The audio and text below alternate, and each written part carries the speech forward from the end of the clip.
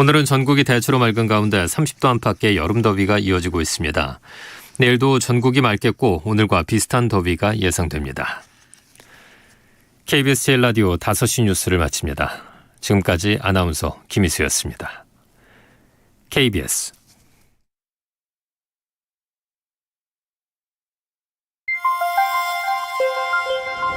대한민국 중심 채널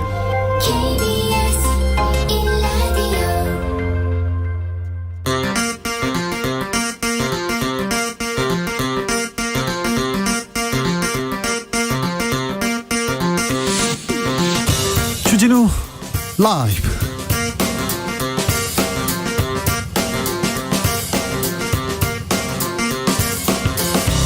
(2022년 5월 23일) 월요일입니다. 안녕하십니까, 주진우입니다. 한미 정상회담이 마무리됐습니다. 군사동맹, 경제동맹 강화 약속했습니다. 핵에는 핵으로 맞서겠다, 북한에는 초강경 메시지 보냈습니다. 바이든 대통령은 김정은 위원장을 만날 수도 있다면서 만남 가능성도 열어놨습니다. 일본에 갔는데요, 일본에 간 조 바이든 대통령, 일본의 안보리 상임이사국 진출을 지지한다고 밝혔습니다. 북핵 대응은 한미일 공조 다시 한번 확인했고요. 윤석열 정부의 한미 동맹, 그리고 북한과의 관계, 김현철 전 통일부 장관과 분석해 보겠습니다.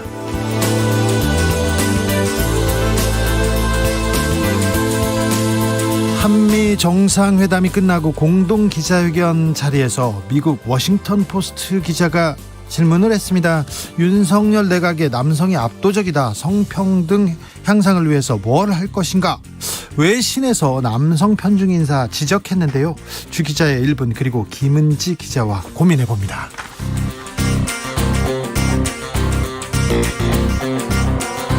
윤석열 대통령 국민의힘 지지율 모두 상승 곡선 그리고 있습니다. 전문가들은 윤석열 정부 취임 허니문 효과 있다, 한미 정상회담 컨벤션 효과 누린다고 분석했는데요. 이런 가운데 나는 깨어있는 강물이다, 고 노무현 전 대통령 서거 13주기를 맞았습니다. 문재인 전 대통령 5년 만에 봉하마을을 찾았고요. 한덕수 총리와 국민의힘 지도부도 참석했습니다. 여야는 한 목소리로 노무현 정신 계승 강조했는데요.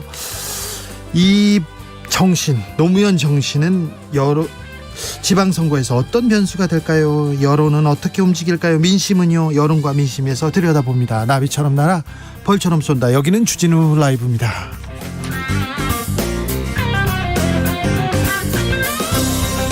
오늘도 자중차에 겸손하고 진정성 있게 여러분과 함께 하겠습니다. 주말 정상회담 어떻게 보셨습니까? 한미 정상회담에서 가장 인상적이었던 장면 있으면 꼽아주십시오. 그리고 오늘은 봉하에서 한 목소리로 노무현 정신을 계승하자고 외치고 있습니다. 여러분에게 노무현 정신은 어떤 생각이었습니까? 어떤 정신이었는지도 들어보겠습니다. 그리고 바이든 대통령과 문재인 전 대통령 통화도 했는데요. 통화에서는 어떤 얘기 있었는지 최종권 전 외교부 차관과 함께 들어보기도 하겠습니다. 자, 여러분의 생각 일로 보내시면 됩니다. 샵9730, 짧은 문자 50원, 긴 문자는 100원이고요. 콩으로 보내시면 무료입니다. 그럼 주진우 라이브 시작하겠습니다.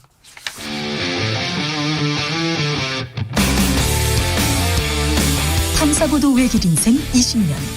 주 기자가 제일 싫어하는 것은?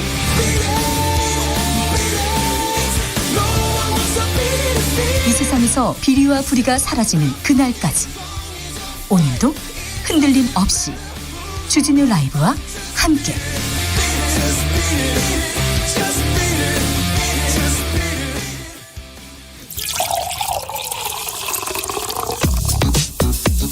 진짜 중요한 뉴스만 쭉 뽑아냈습니다. 주스 정상근 기자, 어서 오세요. 네, 안녕하십니까. 한미 정상회담이 열렸습니다. 네, 윤석열 대통령과 조 바이든 미국 대통령의 첫 정상회담이 지난 토요일 오후 용산 대통령실에서 열렸습니다. 두 정상은 북한의 완전한 비핵화라는 공동의 목표를 재확인하고 강력한 대북 억지력이 중요하다는 데 공감대를 이뤘다고 밝혔고요. 이 대북 억지력을 위해 한미 연합훈련을 확대하고 한미 확장 억제 전략 협의체를 재가동하기로 합의했습니다. 윤석열 대통령은 특히 북한 핵 공격에 대비하기 위해 해구산뿐 아니라 이 미국이 가지고 있는 다양한 전략 자산을 한반도에 전개할 수 있다라는 말을 하기도 했는데요. 다만 두 정상은 북한에 대해 대화의 길이 여전히 열려 있다라는 점을 강조하면서 북한을 자극할 수 있는 표현 대신 한반도의 완전한 비핵화라는 다소 완화된 표현을 썼습니다. 또한 한미동맹을 글로벌 포괄적 전략동맹으로 발전시켜 나간다는 목표를 공유하며 러시아의 우크라이나 침공에 공동 대응한다는 의지도 재확인했습니다. 조 바이든 대통령 북한의 백신 지원 얘기도 했어요. 네, 한미정상회담 전까지 미국은 북한의 백신을 지원할 계획이 아직은 없다라고 밝혔었는데요. 정상회담 당일 이 바이든 미국 대통령은 북한의 백신 지원을 제안했다라면서 북한이 답을 하면 최대한 빨리 지원하겠다라는 입장을 밝혔습니다. 또한 바이든 대통령은 김정은 북한 국무위원장과의 만남에 대해 그쪽이 진지하고 진실한 태도를 보인다면 만날 의사가 있다라고 밝혔습니다.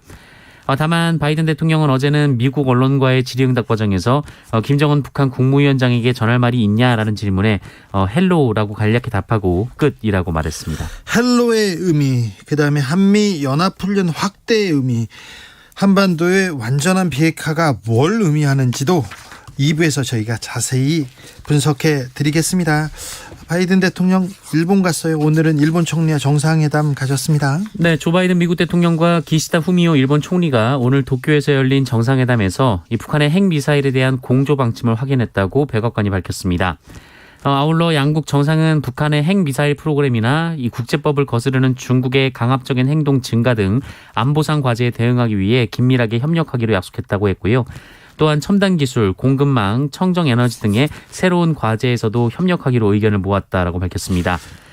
또한 바이든 대통령은 일본의 방위력을 증강하겠다는 기시다 총리의 결심과 일본이 우크라이나 침공 사태에 대응해서 보여준 지도력을 평가했다고 백악관은 덧붙였습니다.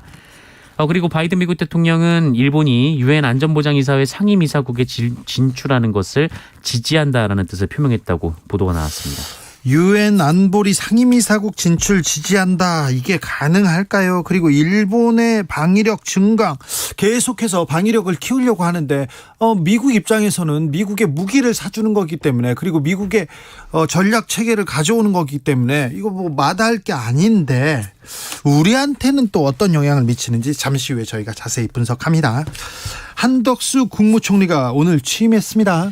네, 한덕수 국무총리는 오늘 정부 세종청사에서 취임식을 갖고 민생 문제 해결과 경제 회복, 지속 성장, 국민의 안전을 실현시키기 위해 무엇보다 국민 통합과 협치에 앞장서겠다라면서 야당을 국정 운영의 동반자로 존중하겠다라고 말했습니다. 정호영 보건복지부 장관 후보자는 어떻게 된 건가요? 네, 오늘 자진 사퇴할 것이다라는 관측이 있었는데 윤석열 대통령은 오늘 기자들과 만난 자리에서 시간이 조금 더 필요할 것 같다라는 말을 했습니다. 당에서 계속해서 정호영 후보자 물러나야 된다 얘기하고 있는데 시간을 더 준다고 합니다.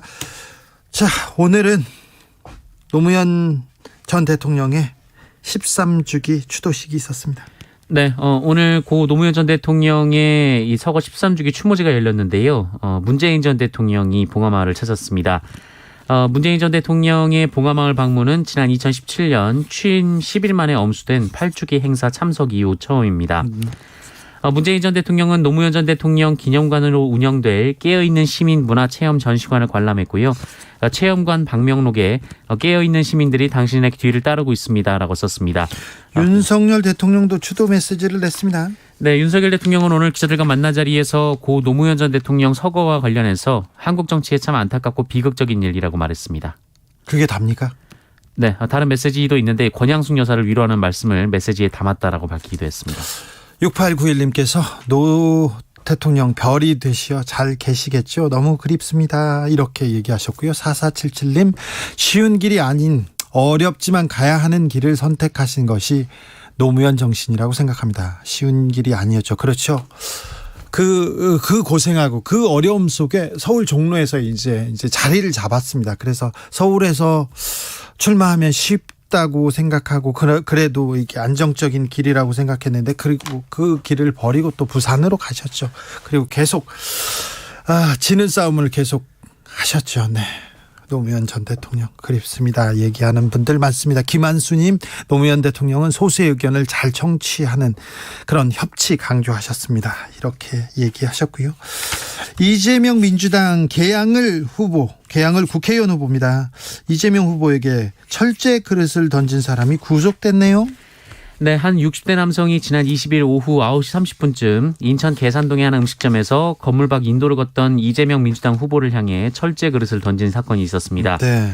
야외 테라스에서 지인과 술을 마시던 중 치킨뼈를 담는 스테인리스 재질의 그릇을 던졌는데요. 이재명 후보는 뭐 자기가 이걸 맞았지만 선처 부탁한다고 했는데 어떻게 됐습니까? 네, 이 남성은 경찰 조사 과정에서 구속영장이 받아들여져서 구속이 됐습니다. 네. 이 남성은 이재명 후보가 지나가면서 시끄러워서 술을 먹고 있는데 기분이 나빴다라고 말한 것으로 조사가 됐습니다. 선거를 하는데 옆에서 뭐 욕설을 하거나 폭력을 행사하면 바로 사법 처리됩니다. 좀 기억을 더듬어 보십시오. 김성태 의원이 국회에서 행사 중에 어떤 분이 화나서 이렇게 뺨을 때렸었죠. 그때. 그분 구속됐습니다. 그리고 뭘 던지거나 욕하거나 그거 굉장히 민주주의를 위협하는 일입니다. 이거 폭력입니다. 구속됐네요. 코로나 확진자가 10,000명 밑으로 떨어졌습니다. 네, 오늘 코로나19 신규 확진자 수는 9,975명입니다. 하루 신규 확진자 수가 10,000명 미만을 기록한 것은 오미크론 변이 우세화 초기인 지난 1월 25일 이후 118일 만입니다. 118일 만입니다. 네, 위중증 환자는 어제보다 4명 적은 225명으로 5일 연속 200명대를 기록했고요. 사망자도 어제보다 32명 줄어서 22명을 기록했습니다. 내일 또 많이 나올 테니까 또 지켜봐야 됩니다. 근데 9,000명, 1,000명 밑으로 떨어졌습니다. 오늘부터는 해외에서 입국한 사람들 PCR 검사 받지 않아도 됩니까? 네, 오늘부터는 해외에서 국내로 들어올 때 PCR 검사 외에 이 전문가용 신속 항원 검사 결과도 사용할 수 있습니다. 국내에 들어오기 24시간 내에 시행한 신속 항원 검사 음성 확인서를 지참하면 입국이 가능합니다. 네. 요양병원 접촉 면에도 기한 없이 당분간 더 허용되는데요. 이상 반응 등으로 백신을 맞지 못한 사람도 의사 소견이 있으면 접촉 면회를 할 수가 있습니다. 또한 4명 이내로 제한됐던 면회 인원도 4명 넘게 가능해집니다. 원숭이 두창, 이 발병 사례가 세계적으로 지금 확산되고 있어요? 네, 원숭이 두창은 중앙아프리카와 서아프리카 일부 지역에서 풍토병으로 알려져 있는데요. 최근 유럽과 북미를 중심으로 세계 각지에서 감염 보고가 이어지고 있습니다. 네. 세계보건기구는 지금까지 영국 내 20건을 포함해서 유럽과 미국, 호주 등 12개국에서 92건의 감염, 28건의 감염 의심 사례가 보고된다라고 밝혔습니다. 원숭이 두창에 걸리면 발열, 두통, 근육통, 임파선염, 피로감 등 증상이 나타나고요. 통상 몇 주 안에 회복이 되는데 중증으로 진행되는 경우도 있습니다. 치사율은 변종에 따라 1에서 10% 수준입니다. 호흡기를 통해서 전파된다고 하는데 어떻게 되는지 이 부분도 저희가 잘 지켜보고 있다가 이건 좀 문제가 커질 것 같다 그러면 저희가 전문가 모셔서 바로 잘 설명해 드리겠습니다. 손흥민 선수가 EPL에서 득점왕에 올랐습니다. 지금 전 세계에서 가장 격이 높은 리그가 지금 잉글랜드 프리미어 리그인데요. 여기서 득점왕 됐어요. 네, 손흥민 선수는 우리 시간으로 오늘 새벽 열린 리그 마지막 경기 노리치전에 선발 출전해서 후반에만 2골을 몰아넣으며 리그 23호 골을 기록했습니다. 네. 단독 득점왕도 유력했는데 리버풀의 살라 선수가 후반에 교체 투입돼서 한 골을 넣으면서 살라 선수와 함께 공동 득점왕이 됐습니다. 또한 토트넘도 이날 노리치전에서 5대0의 대승을 거두면서 아스널을 제치고 리그 4위를 기록했고요. 네. 챔피언스 리그에 진출하게 됐습니다. 세계에서 가장 경쟁력이 높은 수준 높은 프로축구 리그입니다. 거기서 득점왕이 됐습니다. 그런데 주로 지금은 잉글랜드고요. 그 다음에 스페인, 이태리 그리고 뭐 프랑스 이런 리그가 크게 인정받고 평가받고 있는데 지금 이태리, 스페인 그리고 영국에서 아시아 선수가 이렇게 득점왕으로 오르고 아시아 선수가 리그를 주도하는 그런 역사는 없었어요. 손흥민 이전에 손흥민보다 더 위대하다고 평가받는 아시아 선수는 없었습니다. 새 역사를 아주 많이 쓰고 있습니다. 대단한 일이었어요. 어제 후반에 저희가 막 소리를 지르고 저는 뭐 가까운 사람들하고 보고 있었는데 여기저기에서 뭐 환호성이 이렇게 터져 나오더라고요. 근데 믿을 수가 없더라고요. 득점왕이 되다니 대단했습니다. 안 보셨죠? 네, 저는 잤습니다. 축구는 잘 안 보시고. 아니요, 축구는 좋아하는데. 좋아해요? 네, 아기를 재우다가 같이 잠들었어요. 네, 축구를 하기도 합니까?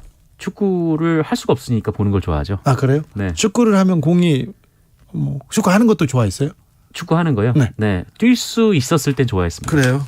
그럼 축구 안 한 지 한참 오래됐네요.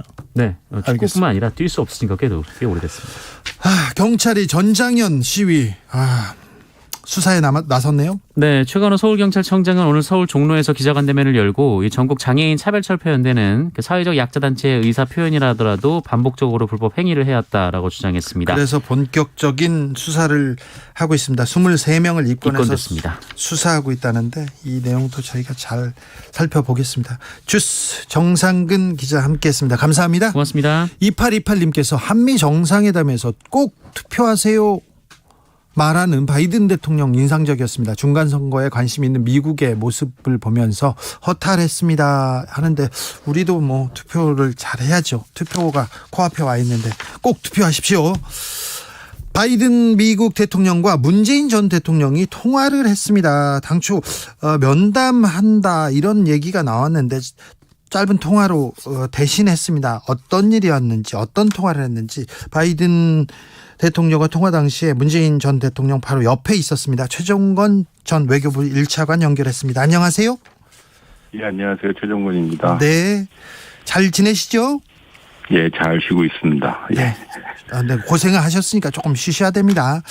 예, 고맙습니다. 문재인 전 대통령과 조 바이든 대통령이 통화했습니다. 어떤 얘기 나누셨어요? 예, 이게 한 번도 이러한 일이 없었죠. 그렇죠. 그러니까 방한을 한 미국 대통령이 그 직전 전임 대통령하고 일정의 소통을 하자고 한 건 우리 외교사의 처음이죠. 네.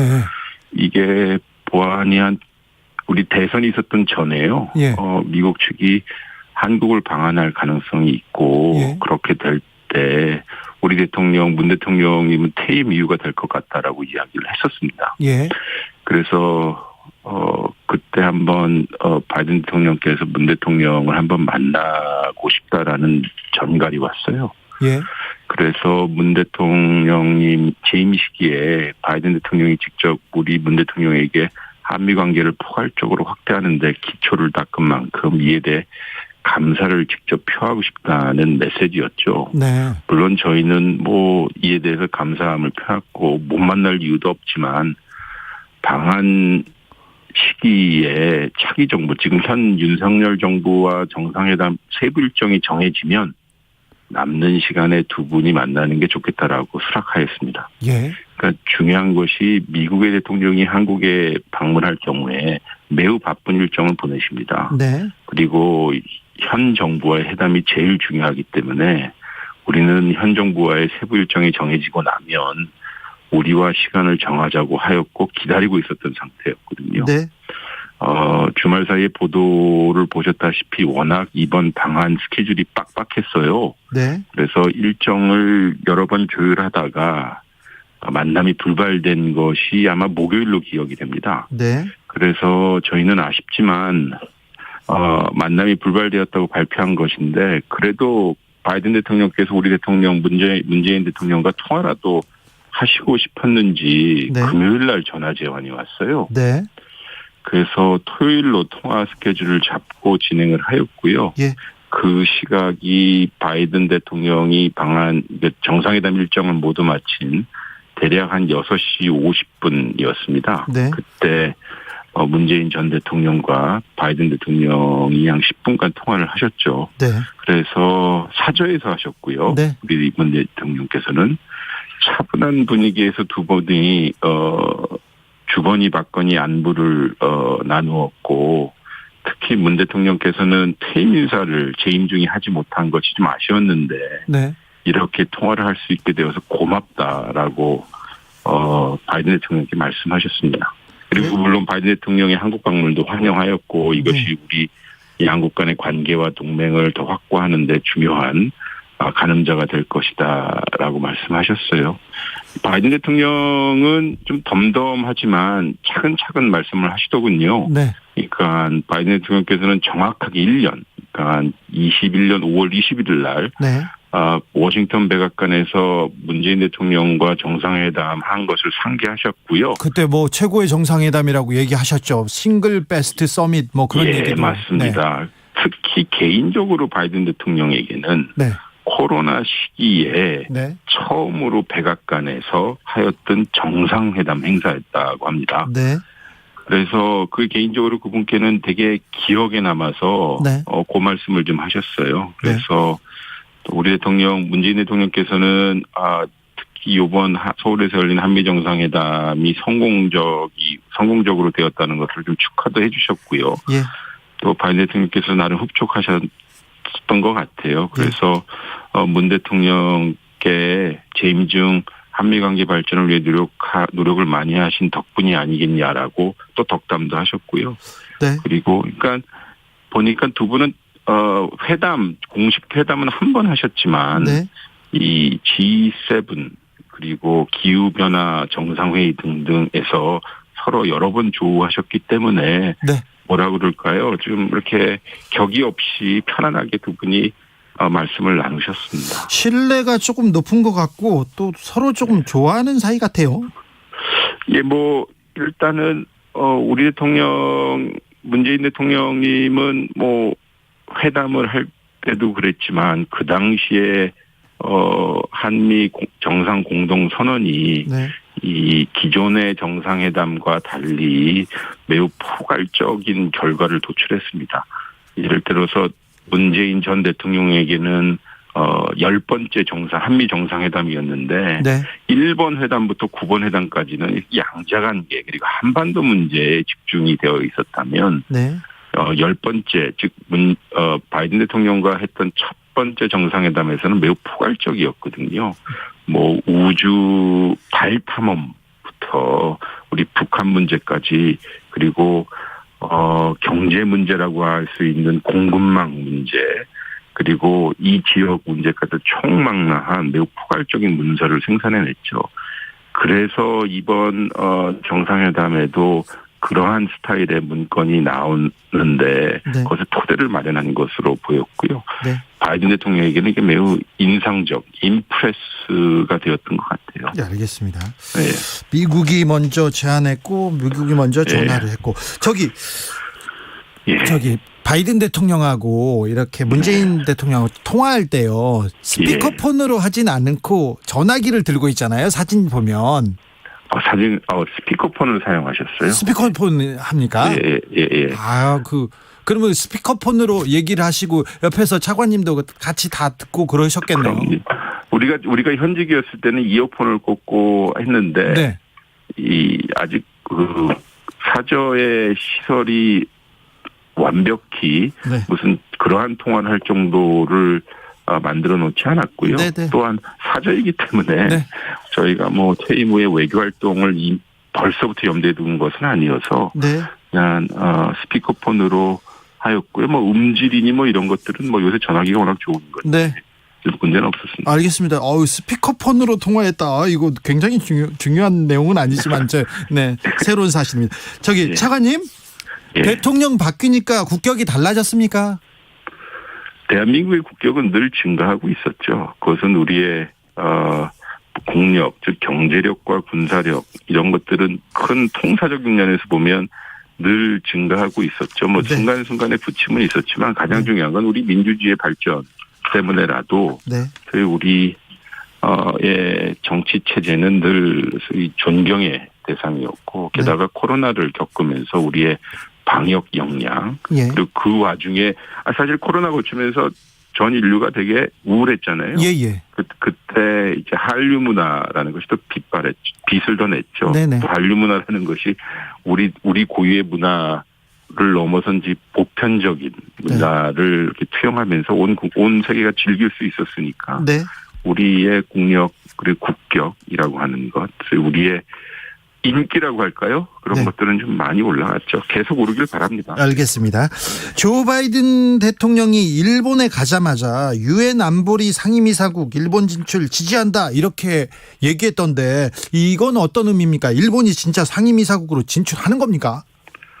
그거야 제가 지금 답변 드릴 수 있는 입장은 아니지만 그래도 제일 전문가니까 물어보는 거예요. 제가 소위 국제정치학 교수로서 드릴 수 있다면 말씀을요.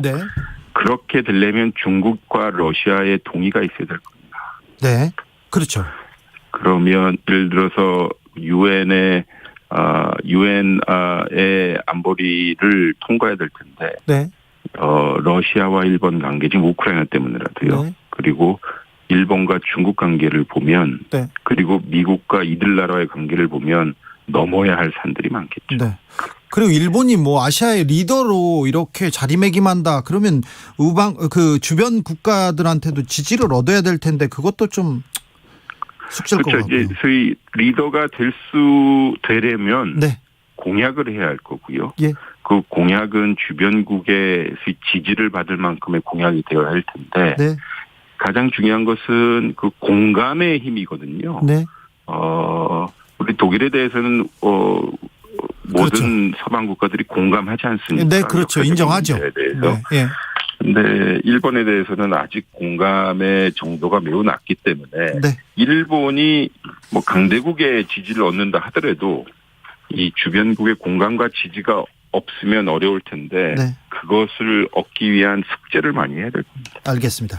문재인 전 대통령이요. 재임 기간 동안 대통령이자 또 한국의 대표 선임 외교관으로서 많은 활동했는데 어떤 외교를 했다고 보십니까? 저는 제 개인적인 표현으로는 뭐 정성 외교를 했다고 생각하는데요. 정성 외교. 예, 하나하나 외국의 정상을 대할 때도 그 나라의 사정과 이해관계 그리고 우리와의 관계 또 우리가 얻어야 할 이익을 하나하나 다 치밀하게 보셨고요. 예. 그리고 항상 집중하셔서 그것이 뭐 강대국이나 혹은 약소국이다 하더라도 우리는 상당히 떳떳하고 그리고 약소국에게는 따뜻하게 했던 것 같아요. 그리고 우리가 지금 조 바이든 행정부와의 관계만 생각하시는데 한미 관계를 고려할 때요. 네. 근데 우리 임기 5년 중에 3년이라는 시간은 트럼프 행정부와 한미 관계를 그렇죠. 관리하고 나아갔습니다. 네. 이때 뭐 두 분 정상께서 한반도 평화 프로세스라고 하는 네. 대북 정책을 공동 보조를 취해서 하였지만 방위비 분담금이나 우리 한미 FTA 개정과 같은 현실적인 문제에 있어서는 국익과 직결되기도 하고요.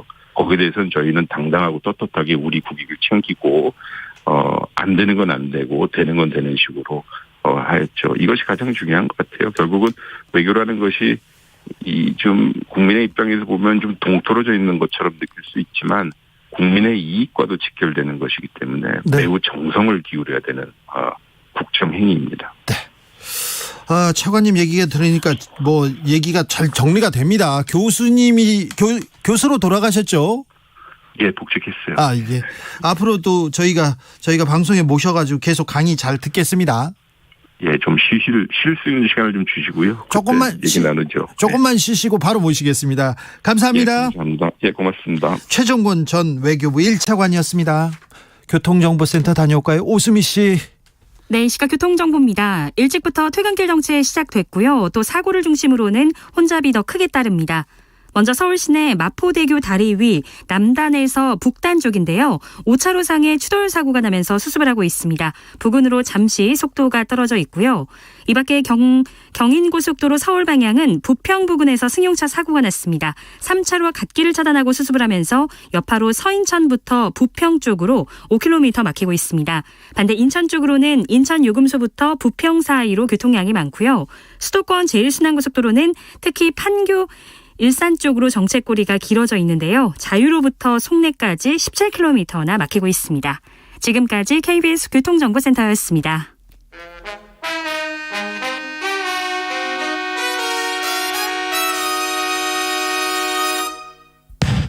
주진우 라이브 돌발 퀴즈. 오늘의 돌발 퀴즈는 객관식으로 준비했습니다. 문제를 잘 듣고 보기와 정답을 정확히 적어 보내주세요. 토트넘 손흥민 선수가 잉글랜드 프리미어리그에 이것을 차지했습니다.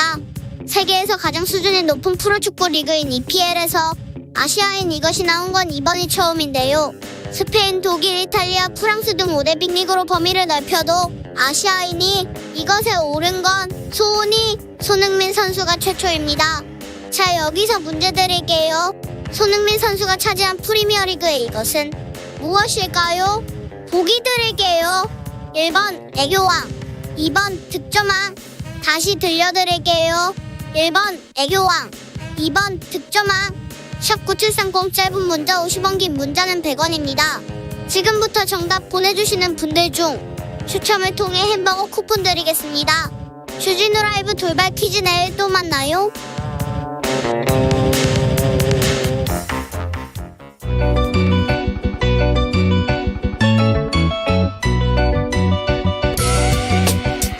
한층 날카롭다, 한결 정확하다, 한편 세심하다. 밖에서 보는 내밀한 분석, 정치적 원의 시점.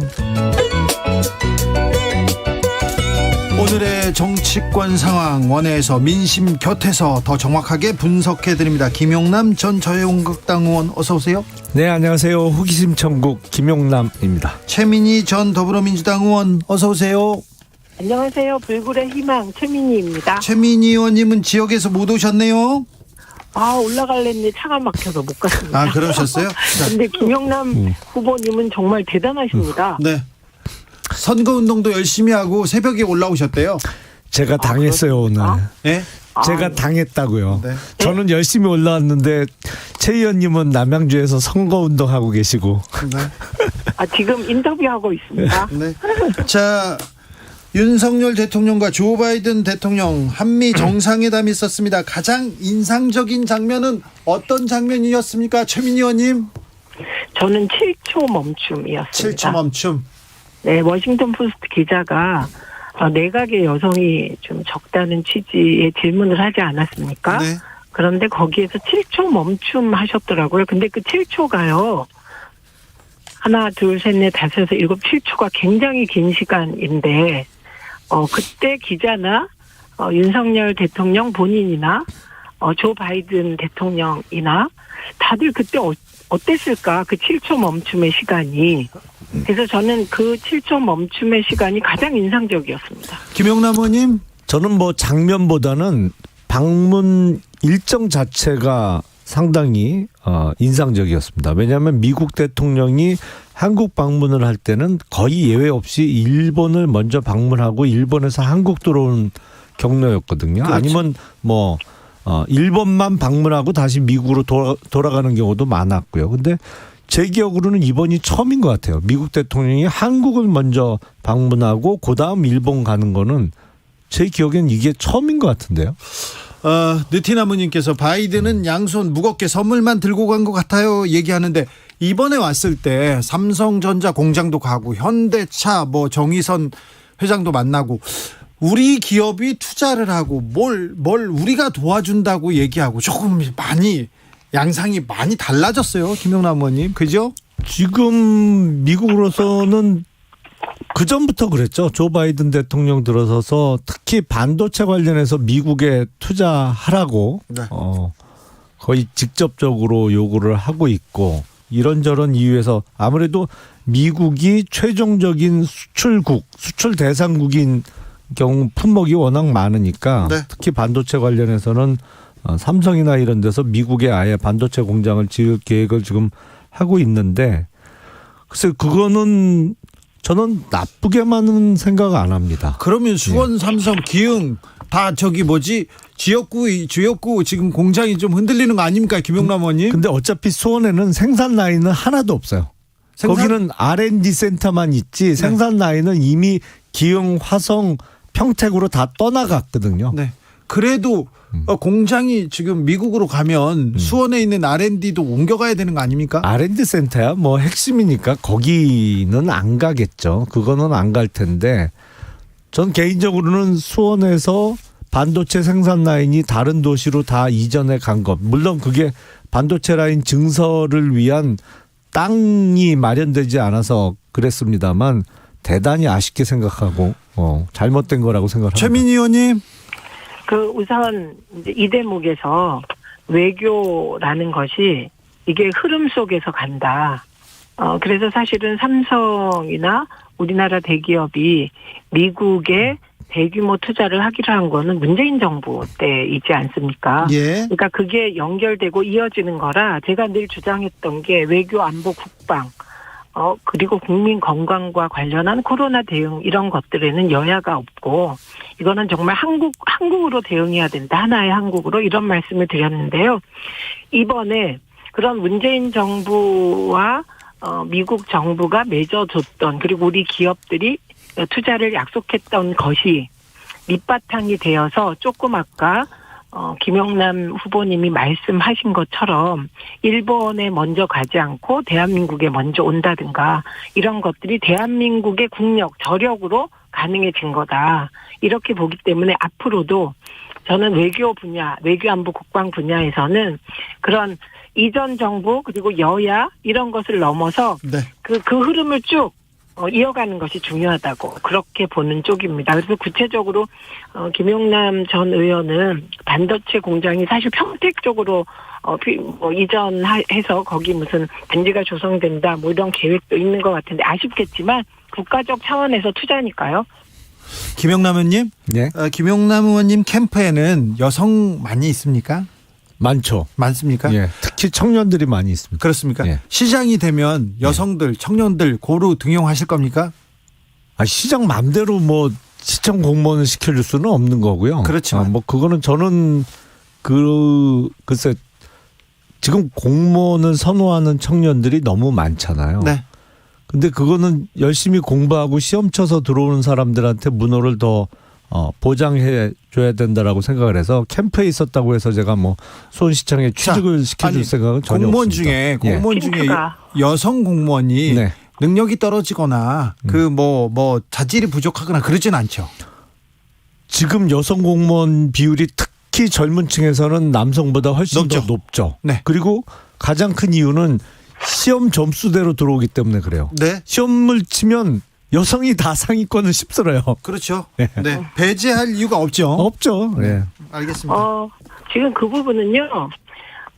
지금 예를 들면 시장 캠프, 시장 선거 캠프에 있는 여성들을 고용하느냐 이 문제라기보다는 지금 공무원을 하고 있는 여성들이 유리천장 문제를 지금 질문하시는 게 핀트에 맞고요. 네. 그러니까 그 유리천장은 여성들이 스스로 커서 경쟁을 통해서 올라오기를 기다려서 유리천장이 해소되는 게 아니고 여성들이 일을 잘하면 클 수 있는 풍토와 육아를 공적으로 해결하는 시스템이 있어야 유리천장 문제가 개선되는 거거든요. 네. 그러니까 접근 방식에 있어서는 그러니까 A라는 여성을 공채가 아닌 뭐 특채를 한다 이런 문제는 전혀 아니고요. 네. 여성 전체가 일할 수 있는 환경을 만들어주고 네. 여성이라서 불이익당하지 않도록 하는 김용남 시스템을 의원님도 만들어야겠죠. 최민희 의원의 이 말은 동의하시죠? 그렇죠. 네, 동의하죠. 네. 그런데 그 직전 위치까지 여성이 많지 않아서 못 쓴다 그런 얘기는 안 하실 거죠? 아니 근데 정말 능력에 따라서 인사를 하는 게 맞죠. 네. 전 정권에서 여성 장관을 많이 했습니다만 그 장관들에 대한 평가가 그다지 좋지 않아요. 왜냐하면 여성 장관들의 평가가 안 좋다고요? 그런 경우가 많죠. 지금 국토부 장관을 오래 했던 김현미 장관에 대한 평가는 뭐 이미 익히 알려져 있는 거고요. 그러니까 적재적소에 인사를 해야 되는데 네. 글쎄요. 알겠어요. 자, 능력으로 평가하는 거지. 성별하고는 그럼요. 네. 자, 네. 넘어가겠습니다. 네. 넘어가면 안 되죠. 네. 왜요? 왜 넘어가면 안 되냐면 네. 예를 들면 한명숙 전 총리 같은 분이 계십니다. 네. 어느 자리에 가도 일을 잘해낸 분이시죠. 그래서 그런데 매우 동의하기 어렵습니다. 그 얘기는. 그러면 네. 한명숙 전 총리가 일을 잘했다고 해서 그러면 뭐 그 하나의 기준으로 여성 전체가 일 잘한다고 할 수 없듯이 어떤 그 여성 장관이 김용남 전 의원께서 일을 못한다는 평가를 한다고 해서 여성이 어떻다 이렇게 얘기하는 건 곤란한 것이라고 생각합니다. 네. 그런 식으로 따지면 박근혜 정부 때 해수부 네. 장관은 정말 큰 문제였거든요. 근데 그런 문제는 아니고 여성들이 예를 들면 차관급 직위에 올라온 분이 많지 않아서 장관을 못한다는 식의 논리는 이건 유리천장을 유지하겠다는 것과 같은 것이어서요.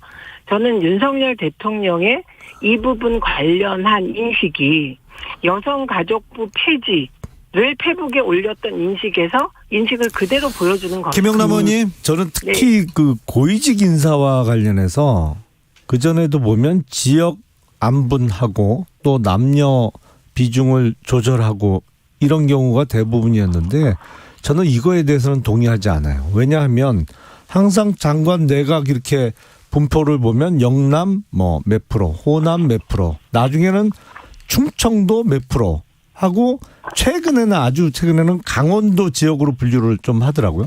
그리고 나머지는 뭐가 되냐면 서울, 인천, 경기는 기타로 분류돼요. 지역으로 구분할 때. 그리고 남녀 비율도 항상 하는데 저는 이거는 오히려 불평등하거나 능력에 따른 인사가 아니라고 봅니다. 물론 여성들이 능력이 없지 않아요. 근데 더 찾아내고 더 발탁하는 그 노력을 해야 되겠습니다만, 아니 예를 들어서 뭐 이번에는 뭐 영남 출신이 너무 많다. 그래서 호남 출신을 더 채워야 된다. 아니면 거꾸로의 주장도 항상 많이 나오는데 저는 비율에 맞춰서 기계적 그 어떤 비율을 맞추는 인사는 동의하지 않습니다. 알겠습니다. 그게 이 부분은 진짜 심각한 이견인데요. 물론 지역균형 발전, 지역균형 인사 혹은 이게 어떤 분야는 여성이 많고 남성이 적어서 남성을 우대하는 분야도 있습니다. 취업에 있어서. 이런 것을 일률적으로 얘기하는 건 곤란하고요. 이건 긴 토론이 필요하지만 네. 예를 들면 일반적으로 고위직 인사를 할 때 혹은 비례대표 국회의원을 할 때 혹은 지자체의 비례대표를 할 때 여성을 배려합니다. 그 이유는 올라갈수록 유리천정이 심해서 여성들이 거의 진출을 못하기 때문에 이건 여성들의 권익이 정치를 통하여 반영되기 어렵기 때문에 배려하는 것이거든요. 네. 그래서 예를 들면 여성 비례 30%는 국민의힘도 그대로 가지고 있습니다. 국회의원. 그리고 그거는 그 공천할 때 지역 공천 30% 가지고 있고 그다음에 비례대표는 50% 이렇게 되어 있거든요. 그러면 그것도 없애실 건지. 자, 저는 조금 더 이 부분은 깊은 고민이 그렇죠. 필요하지 이 문제는 않을까 저희가 합니다. 깊은 토론을 해보자고요. 그런데요. 네. 자, 정호영 장관 후보자는 어떻게 한답니까? 김용남 의원님. 제가 예상해 보면 아마도 자진 사퇴 형식으로 물러날 것 같고 시기는 한 내일쯤 되지 않을까 싶어요. 왜 내일이라고? 왠지 그럴 것 같아요. 최민희 의원님은 어떻게 보십니까? 그 자진 사퇴를 하도록 권유하는 과정일 거라고 생각하는데 네. 대통령의 40년 직위라고 하니 요즘 대통령의 몇십 년 직위가 선거 중에 엄청 많아졌습니다. 근데 대통령의 40년 직위라고 하니 사실 조금 더 예우를 갖추고 있는 과정일 것 같습니다. 아, 그렇습니까? 네. 자, 오늘이 고 노무현 전 대통령의 서거 13주기 추도식이 있는 날이었습니다. 네. 한국 현대사의 정치사의 가장 안타까운 일이기도 했는데요. 최민희 의원님 어떻게 보내셨어요? 일단 저는 제가 5월 23일 노무현 전 대통령의 추도식에 못 간 건 오늘이 처음인 것 같았습니다. 오늘은 너무 바빴지만 어제까지 갈등이 굉장히 심했습니다. 가야 되나 말아야 되나 갈등이 심했고 그리고 대한민국은 2009년 5월 23일 이전과 이후로 나누어진다고 저는 생각하고요.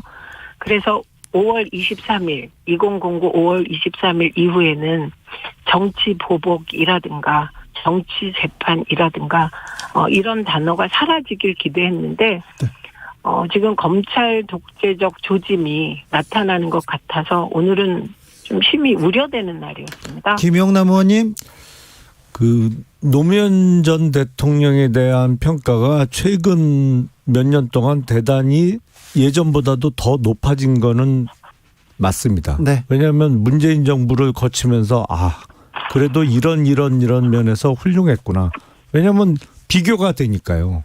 그래도 더 보다 인간적이었고 그래도 더 국가의 이익을 위해서 자신의 진영에 이익에 반대되는 결정도 하셨기 때문에 평가가 높아진 거는 사실인데 사실은 이 어떤 극단적인 선택 내지는 비극적인 일이 일어나게 된 중간 과정에 있어서의 팩트는 그거는 비틀면 안 되죠. 사실은 결과적으로는 대단히 애석하고 비극적인 일이고 그거에 대해서 추도를 하는 거는 당연한 일입니다만 팩트 자체를 비틀어서 마치 그런 일이 없었던 것이냐 그리고 없던 일을 만들어낸 것처럼 이렇게 얘기하는 건 좀 문제가 있다고 생각을 하고요.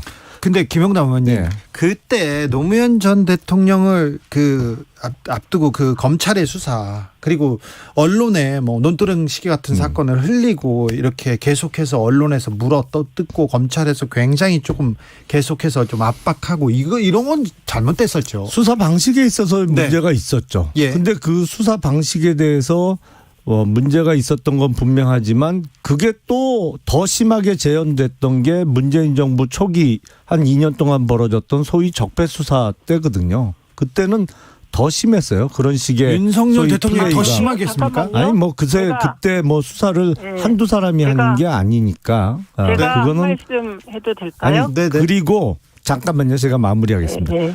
더 큰 문제는 사실은 잘못된 것을 잘못됐다고 하고 그거에 대해서 어떤 단죄를 하거나 적어도 진실 규명을 위해서 수사를 하려는 노력 자체를 무조건 정치보복으로 몰고 가서 우리가 잘했던 그거 왈가왈부 따지지 말고 덮어야 된다는 주장은 대단히 위험하고 안 좋은 네. 생각이라 생각합니다. 최민희. 예. 예, 동의하고요. 그런 의미에서 김건희 배우자 김건희 배우자에 대한 도이치모터스 주가 조작 사건이라든가 그다음에 소위 허위 학력 이력 관련해서 덮지 말고 철저한 수사가 되기를 저는 기대합니다. 네. 본부장 비리에 대한 철저한 수사해 주시고요. 예. 지금 말씀하신 것 중에 노무현 전 대통령에 대한 평가가 좋아진 원인은 그건 노무현 정부 내 언론의 왜곡 보도와 그리고 그 당시 야당의 지나친 흔들기로 노무현 정부에 대한 정확한 평가가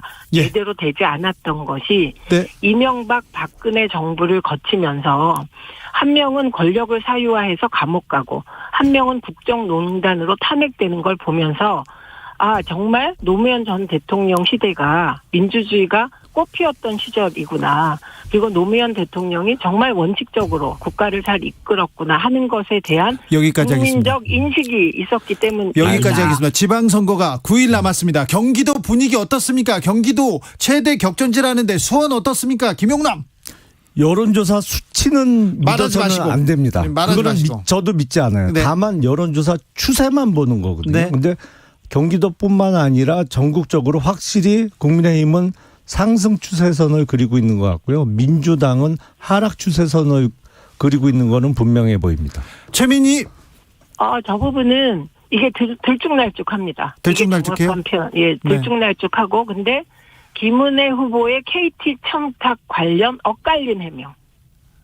기록에 나와 있는 시댁 쪽 부탁을 받았다는 요지의 답변과 네. 관흥클럽에서 관여한 것 없다는 발언의 내용이 알려지면서 이게 문제가 되고 있고 또 하나는 가짜 경기맘 논란, 유황맘이 아니었냐. 이게 급속히 엄마들 사이에서 퍼지고 있습니다. 그리고 일부 여론조사는 예를 들면 안심번호가 아닌 그 여론조사 기관에서 자기적으로 추출한 여론조사 결과는 저는 믿을 게 못 된다고 생각하고 네. 그래서 지금 민심이 대단히 혼전 중이다. 이렇게 봅니다. 그리고 김영남 후보님 말씀 중에 그건 지난주까지고요. 네. 네, 그 지난주 이후에는 이게 지금부터 오늘부터 지금 정식 지방선거 국면이 도래했다고 예. 유권자들이 인식하고 계시기 때문에 자, 그러면 최민희 의원님. 시작입니다. 네.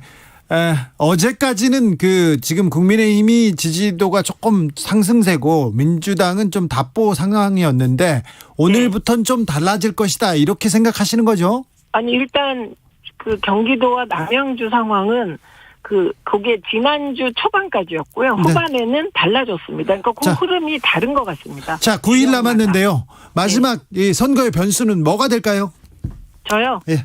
저는 이재명 후보를 찍었던 1,700만 그리고 0.73%의 석배에 가슴 아팠던 그 민주당 지지자들, 야당 지지자들이 분위기에 귀 눌리지 말고 네.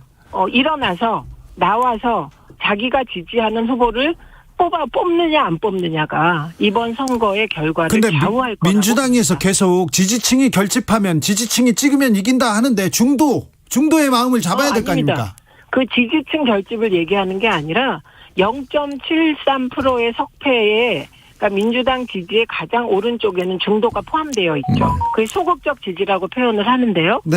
그 소극적 지지자들을 최대한 끌어내는 것이 민주당의 과제라고 봅니다. 김영남 의원님. 제가 보기에는 이제 9일 남은 선거에서 사실은 사전 투표까지 고려를 하면 며칠 안 남았거든요. 근데 이번 주 과거에 금요일부터입니다. 민주당에 표를 줬던 유권자들로 하여금 이번 지방선거에서 다시 투표소에 나가서 민주당을 찍을 만한 명분이나 이유를 찾아줘야 되는데 제가 보기엔 민주당 이거 남은 며칠 동안 이거 만들어내기도 어려워요.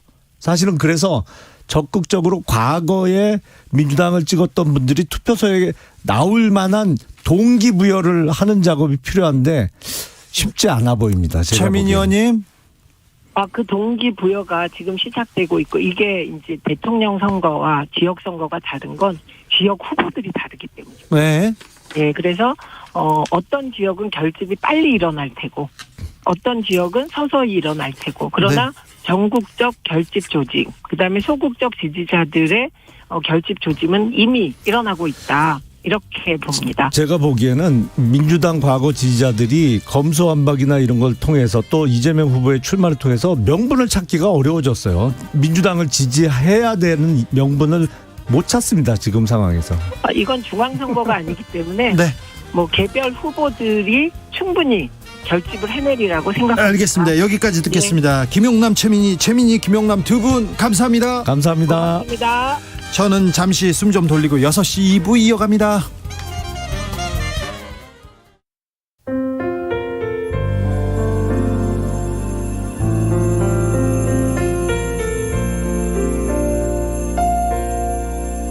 KBS 라디오 연중기획 희망충전 대한민국 483번째 이야기.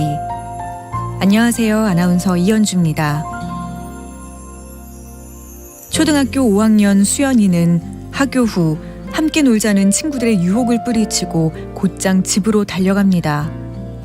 관절 연골에 종양이 생기는 육종암 진단을 받고 투병 중인 엄마가 온종일 수연이만 기다리고 있기 때문입니다.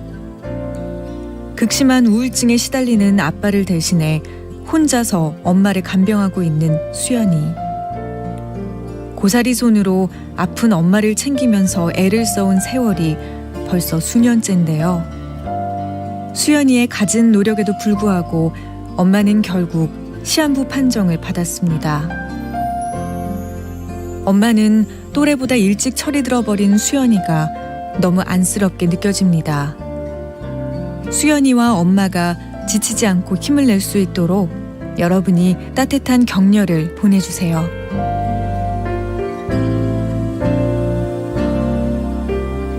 여러분의 따뜻한 손길이 희망의 빛이 됩니다. ARS 060-700-1580 060-700-1580 한 통화 3,000원으로 희망을 선물해 주세요. KBS 라디오 연중기획 희망충전 대한민국은 초록우산 어린이재단, 인탑스 주식회사 그리고 청취자 여러분과 함께합니다. ARS 060-700-1580 한 통화 3,000원입니다.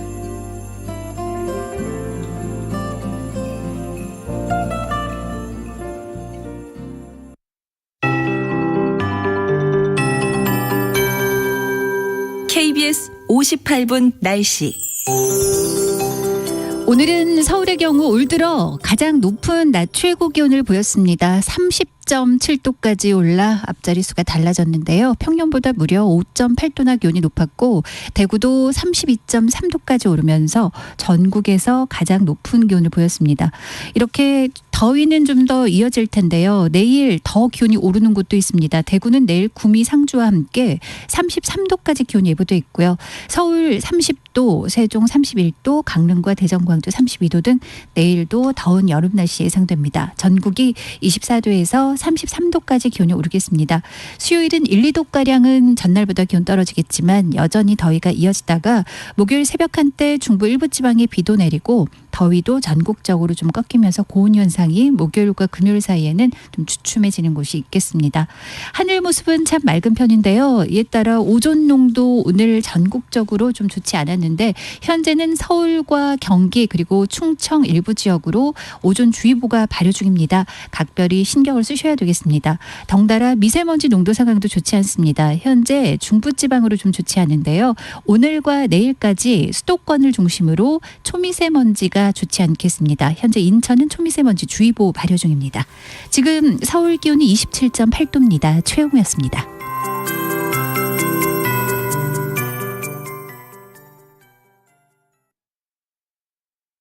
정성을 다하는 국민의 방송 KBS가 6시를 알려드립니다.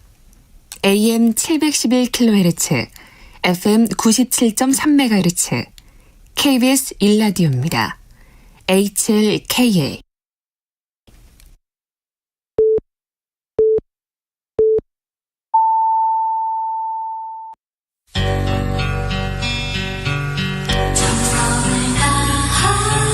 정성을 다하는 국민의 방송 KBS 주진우 라이브. 그냥 그렇다고요.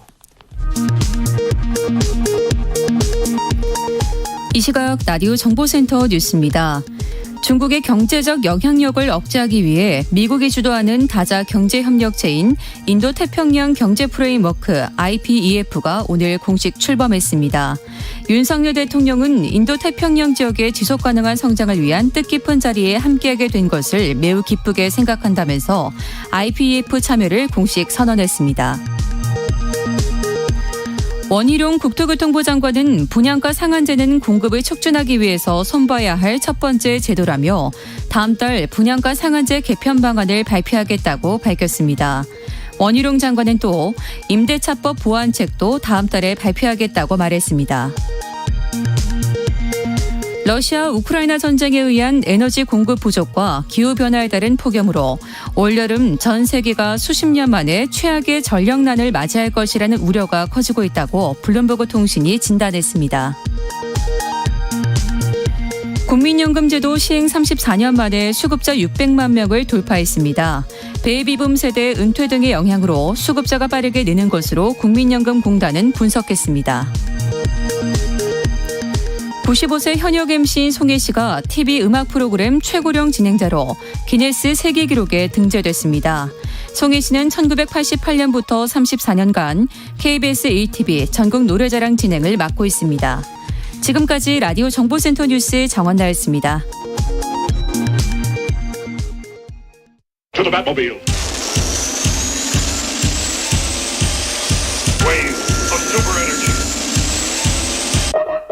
주기자의 1분.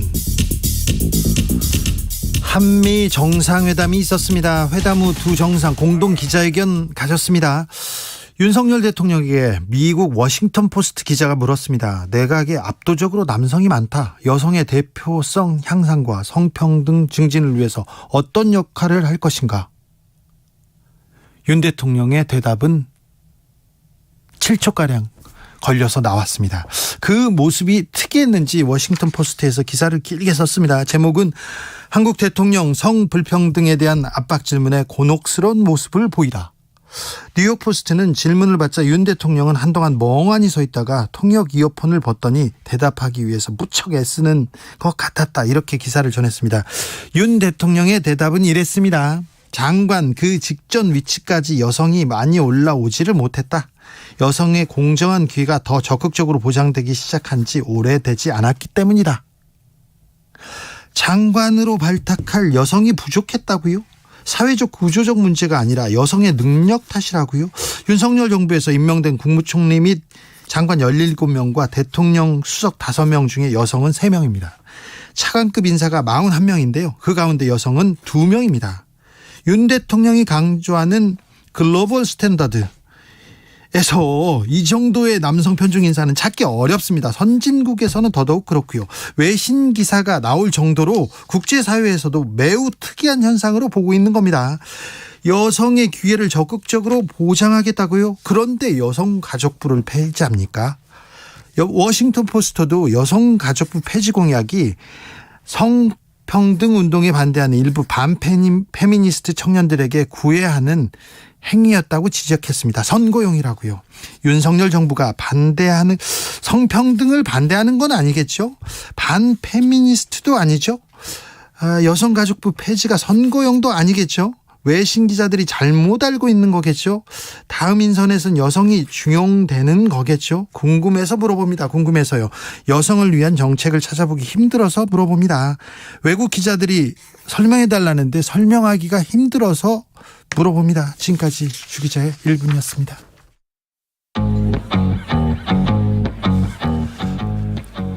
스티비 원더, 아리아나 그란데가 함께했습니다. Faith. She walks around like she's got nothing to lose. Just see the go-getter. She's everybody's type. She's a queen of the city, but she don't believe the hype. She's got her own elevation, holy motivation. So I wrote some letters on big bullseye. I got faith in you, baby. I got faith in you now. And you've been such a good friend to me. Know that I love you so high. I'm ready you. Hallelujah. I got faith.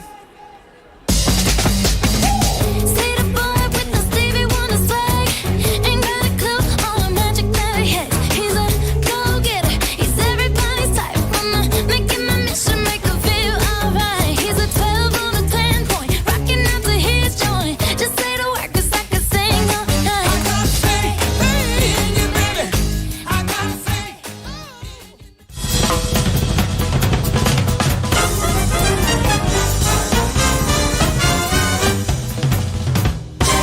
훅 인터뷰. 모두를 위한, 모두를 향한, 모두의 궁금증 훅 인터뷰.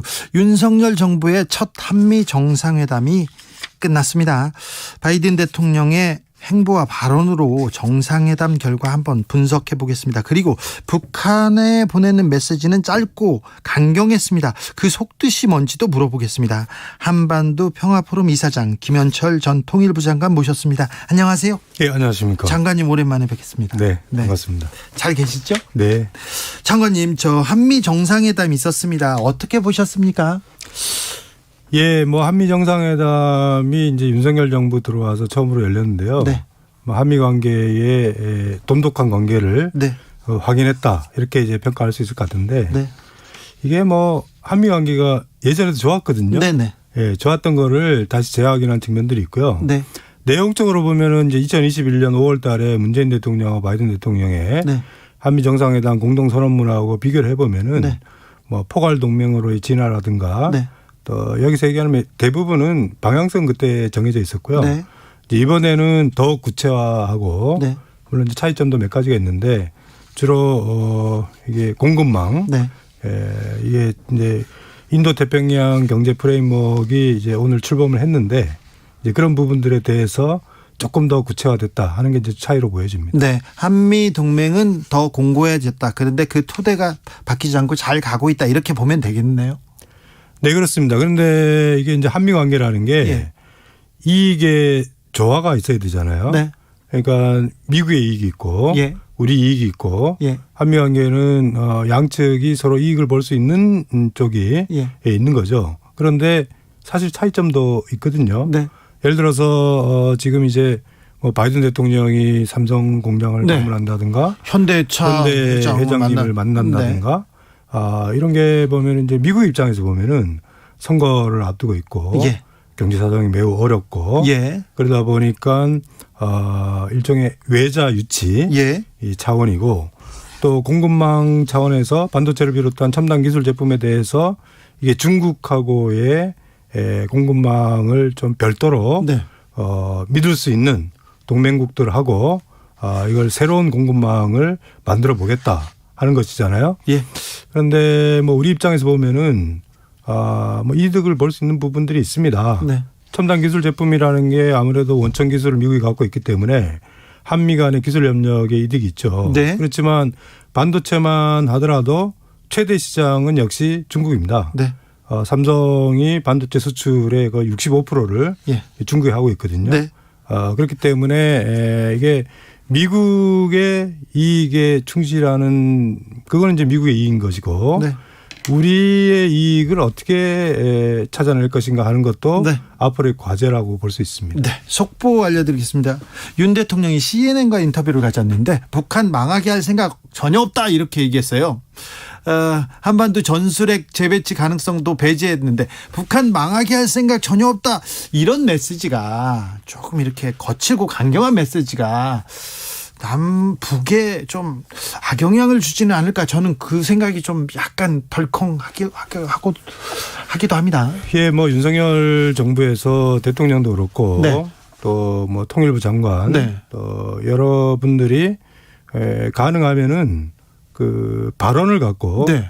그 자극을 하지 않겠다 하는 것은 뭐 바람직한 것 같습니다. 네. 근데 이제 문제는 정책의 내용이겠죠. 한미 정상회담에서도 보면은 북핵 문제를 어떻게 해결할 것인가. 물론 협상이 어려워진 게 사실입니다. 그렇지만 어려워졌다 하더라도 협상의 여지를 남겨두는 것하고 네. 아예 협상의 여지를 없애버리고 확장 억제를 강화하고 압박을 추구를 해서 네. 북한이 스스로 핵을 포기할 수 있게 하겠다 하는 것은 다른 문제거든요. 그렇죠. 예, 그런 차원에서 보면은 말을 조심스럽게 하는 거는 긍정적이지만 말을 조심스럽게 해야 되는데 너무 좀 거친 거 아닙니까? 천재 타격에 비해서 뭐 망할 이런 얘기를 대통령의 워딩에서 이렇게 나오는 거 좀 걱정돼요. 물론 이제 뭐 이명박 박근혜 정부하고 비교해 보면은 네. 북한 붕괴론을 추구하지 않겠다 하는 거는 네. 뭐 나름대로 평가할 만한 의미가 있습니다. 네, 예. 네. 알겠습니다. 그런데요, 이번에 조 바이든 대통령이 한국에 왔어요. 그런데 현대, 삼성 여기는 만났는데, DMZ도 안 가고요. 또 북계도 뭐 크게 뭐 무슨 얘기를 안 했는데 나름대로 메시지는 던졌죠. 그런데 약간 좀 관심을 많이 주지 않은 것 같은데 이것도 또 전략이 있을 것 같은데요. 원래 사실은 그 미국이 예. 그 대북 정책의 우선순위가 네. 그게 높지 않습니다. 그렇죠. 예, 뭐 지금 또 미중 간의 전략 경쟁이 있고 러시아 전쟁도 있고요. 여러 가지 뭐 미국 입장에서는 이제 복잡한 문제들이 많잖아요. 네. 근데 이제 한미 관계라는 게 뭐냐면은 원래 미국이 이 북핵 문제라든가 협상에 대한 우선순위가 높지 않은데 네. 우리는 당사자니까. 그렇죠. 우리한테 제일 중요하죠. 그렇죠. 우리 입장에서는 한반도 정세를 안정적으로 관리해야 될 책임이 있지 않습니까? 네. 그래서 우리가 나름대로 양보를 하면서도 또 설득을 하고 이렇게 해갖고 미국의 대북 정책을 좀 협상에 가까운 쪽으로 유도하는 건데 우리 스스로 그런 부분들에 생각을 하지 않으면은 네. 미국이 협상을 않죠. 할 이유가 없죠. 그렇죠. 예. 그러니까 전체적으로 보면은 이게 북한 문제에 대한 관심도가 여전히 높지 않다. 다시 네. 얘기해서 오바마 정부의 전략적 인내가 재현될 가능성이 매우 높다 이렇게 보여집니다. 아, 그래요? 이번에 핵에는 핵으로 이런 단어도 썼는데 전술핵 얘기를 언급하기도 했는데 이건 어떤 영향을 미칠까요? 예, 뭐 전술핵 배치 문제는 논의하지 않았고요. 네. 우리가 이제 확장 억제라는 거는 뭐 북한이 핵 개발을 하면서 한미 간에 뭐 늘 얘기해왔던 것입니다. 2021년 5월 달에 한미 정상회담 공동선언문에도 네. 거기도 보면 가용한 모든 역량을 사용해서 확장 억제력을 추진하겠다 하는 것이거든요. 네. 근데 이게 두 가지 문제가 있어요. 네. 하나는 이게 능력을 갖고 있다는 거하고 능력을 보여주는 거하고는 차이가 큽니다. 네. 이게 우리가 안보를 과시하게 되면은 결국에는 북한도 거기에도 대응하는 것이고 네. 결과적으로 안보가 약해지는 안보 딜레마의 전형적 사례가 재현될 가능성이 있을 것 같고요. 두 번째는 이렇게 군사적 긴장이 높아지면은 미중 간의 네. 군사 분야의 전략적 경쟁이 한반도에서 네. 펼쳐질 가능성을 배제할 수 없다는 겁니다. 이번에 미국이 보따리를 이렇게 또 싸 가지고 가고요. 또 중국은 어떻게 볼까 그것도 우려합니다. 8998님께서 미국의 기업이 화답했는데 중국은 우리한테 무엇을 요구할지요 걱정됩니다. 얘기합니다. 오늘 CNN 인터뷰에서도 중국이 IPEF에 민감하게 받아들이는 거 이거 합리적이지 않다. 또 중국한테 이런 얘기를 하셨거든요. 예, 그러니까 중국 입장에서는 일종의 첨단 기술 분야에 대해서 새로운 공급망을 짜겠다. 중국을 배제하고 네. 상당히 민감할 수밖에 없어요. 네. 그런데 그렇다고 바로 보복하거나 이러지는 못할 겁니다. 왜냐하면은 사실은 중국도 우리 삼성이 갖고 있는 반도체의 부분에 대한 네. 수요가 있거든요. 아, 그래요? 그리고 근데 이제 앞으로 이게 시간 문제인데요. 네. 결국에는 이게 인도 태평양 경제 프레임워크를 지금 추진하고 있는데 네. 대만도 지금 빠져 있고요. 예. 동남아시아 국가들도 중국과의 관계를 고려해서 싱가포르를 제외하고 나머지 국가들은 좀 소극적이거든요. 네. 그러니까 이제 미국도 그런 국가들의 여러 가지 입장들을 고려해서 이게 좀 신중하게 지금 접근을 하고 있는데 네. 우리 입장에서 보면은 결국에는 중국의 시장을 배제하고 어디 가서 반도체를 팔 수 있겠습니까? 아, 그렇죠. 경제를 중국하고 또 떼놓을 수가 없거든요. 그렇죠. 네. 그래서 그러니까 어려워요, 우리는. 그러니까 이제 우리가 공급망에 다변화해야 된다 하는 얘기들은 많이 있지만 네. 시간이 많이 걸릴 것 같고요. 네. 그리고 그런 대체 시장을 찾는 노력들도 예. 아마 여러 가지 좀 노력을 좀 많이 해야 될 것 같습니다. 아, 참 또 정권 초기에 또 외교적으로 기싸움 한 번씩 하지 않습니까? 핵실험도 하고 저쪽에서 미국에서는 또 강경 발언 쏟아놓고 중국 같은 경우는 사드 배치 때처럼 막 또 강하게 나올 수도 있고 참 우리는 북한도 신경 써야지 중국도 미국도 참 어려운 것 같습니다. 중국과의 관계 어떻게 해야 좀 현명한 외교 관계 이어갈 수 있을까요? 균형이라는 게 네. 양측의 균형을 잡는 방식도 있지만은 네. 이 한미 관계를 이렇게 진전시키면은 네. 또 이 진전된 거를 갖고 한중 관계를 보완하는 네. 좀 지혜가 필요합니다. 네. 그리고 이제 더 중요한 거는 이게 반도체 같은 경우에도 우리가 일종의 이제 이 기술 경쟁력을 계속해서 유지하는 게 굉장히 중요하거든요. 네. 그래서 이 기술 경쟁력을 유지하기 위해서 인력 양성이라든가 네. 또 국가의 어떤 산업 정책이나 이런 부분들에 대해서 조금 더 깊이 있게 준비를 해야 될 것 같습니다. 알겠습니다. 바이든 대통령이 김정은 위원장한테 한마디 해달라 그랬더니 헬로 피리어드 안녕 끝 이렇게 얘기했는데 이거 무슨 의미입니까? 자, 헬로의 의미가 뭔지 제가 이거 물어보고 싶었어요. 주말 내내 물어보고 싶어가지고. 네. 그러니까 이제 이 공동선언문에도 네. 대화의 문은 열려 있다 하는 거잖아요. 네. 그런데 이게 대화의 문이 열려 있다라는 게 사실은 굉장히 좀 수동적인 접근인 것 같아요. 예. 그러니까 북한이 이 문을 열고 나와라 하는 건데 핵을 포기하면 대화의 문이 열려 있다 이게. 그런데 사실은 이제 우리가 이게 핵 문제를 해결하기 위해서는 조건도 만들고 예. 환경도 좀 만들고 쟁점에 대한 대안도 제시하고 이렇게 좀 능동적이고 적극적인 협상을 해야 되지 않겠습니까? 그렇죠. 예. 그런데 그렇게 하지 않고 이 압박과 제재를 강화를 해서 북한이 나오게 하겠다 하는 건데요. 사실 이게 전략적 인내 정책이라는 게 의도가 아닙니다. 결국에는 시간을 다 보내고 나서 나중에 그걸 정당화하려고 하다 보니까 전략적 인내라는 정책이라고 명명을 한 것이지. 네. 정말 이런 식으로 가다가는 북한의 핵 문제가 고도화되고 계속해서 진전된다 그랬을 때 한반도 정세뿐만 아니고 동북아 지역 정세에도 미치는 부정적 효과가 크기 때문에 그런 부분들은 매우 우려스럽습니다. 정책이 아니라 이거 방치 아닙니까? 예, 문제를 해결하기 위해서 노력해야죠. 진짜 미국은 북한에 대한 관심이 별로 없는 것 같아요. 원래 그래요. 원래 그렇습니까? 예.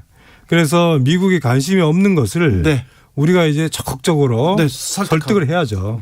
대안을 제시하고. 아니 우리가 설득하고 조금 대화의 문으로 데리고 오지 않으면 북한이 항상 벼랑 끝에서 사고 치고 핵실험하고 그럴 거 아니에요. 그렇죠. 지금은 북핵 문제의 위기도 장기화돼 있고 또 러시아가 우크라이나를 침략을 하면서 일종의 북중러 사이에 관계도 과거와는 다르게 굉장히 그 강화가 되고 있습니다. 네, 북한하고 중국과 러시아가 북한을 말릴 정신이 없을 것 같아요, 지금은. 그런데 사실은 이제 북한이 뭐 핵실험을 하고 예. ICBM 발사하고 이렇게 되면은 중국 입장도 그 북중 관계는 공통적인 측면도 있지만 네. 차이도 있거든요. 네. 그러니까 중국 입장에서는 북한이 너무 과도하게 정세를 악화시켰을 때 네. 그것이 외교적 부담이 되기 때문에 그래서 사실은 북핵 문제를 해결하는 데 있어서 한중 간에 네. 우리가 대화를 하고 협력의 어떤 그 여지들이 있습니다. 네. 근데 그런 노력들을 하느냐 안 하느냐 하는 거는 결과가 크게 차이 나겠죠. 알겠습니다. 저희 정치자들도 궁금증이 지금 폭발하고 있습니다. 2938님께서 공동성명에 핵 들어갔다는 얘기 듣고 좀 들을 때 무서웠어요. 안 무서워해도 됩니까? 예, 확장 억제라는 거는 뭐 아까도 말씀드렸지만은 확장 억제는 다른 게 아니라 우리는 핵이 없기 때문에 네. 미국의 핵우산을 우리가 빌리는 겁니다. 네. 그런데 아까도 말씀드렸지만은 이게 서로 군비 경쟁이 격화가 됐을 때 북한은 잃을 게 별로 없지만 네. 우리는 잃을 게 많죠. 그러니까요. 그리고 지금 핵 잠수함 나오고 전략 폭격기 핵무기 얘기도 나왔는데 한미 연합 훈련만 하면 저 북한이 벌벌 떨거나 막 되게 다 두드러기가 나는 듯 반응하지 않습니까? 그런데 한미 연합 훈련 더 한다고 하지 핵 관련된 훈련한다고 하지 괜찮습니까? 예, 한미 훈련을 다양한 형태로 강화하겠다 하는 게 이제 공동선언문에 나와 있고요. 예. 근데 이게 뭐랄까 남북 관계에서의 군사적 긴장을 고조시키는 측면도 있지만은 네. 또 앞으로 아마 한미일 삼국 간의 네.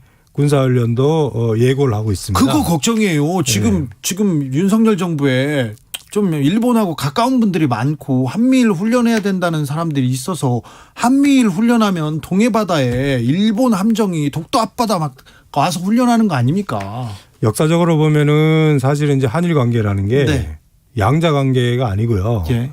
늘 미국의 한미일 협력에 대한 전략적 구도 속에서 된 겁니다. 네. 1965년 한일협정이라는 것도 미국의 어떤 의도였고 네. 박근혜 정부 때 위안부 합의도 미국이 강력하게 요구를 해서 그렇게 한 것인데요. 네. 그렇지만 지금 방금 말씀하셨다시피 한일 관계라는 거는 과거사 문제, 예. 역사 문제에 대한 우리 국민들의 기본적인 입장이 있는 거 아니겠습니까? 네. 그렇기 때문에 너무 과도하게 서두르다가는 오히려 한일 관계를 더 악화시킬 수가 있다. 네. 그렇게 생각합니다. 박근혜 정부 때 그런 우를 범했지 않습니까? 그래서 조금 조심해야 되는데 걱정입니다.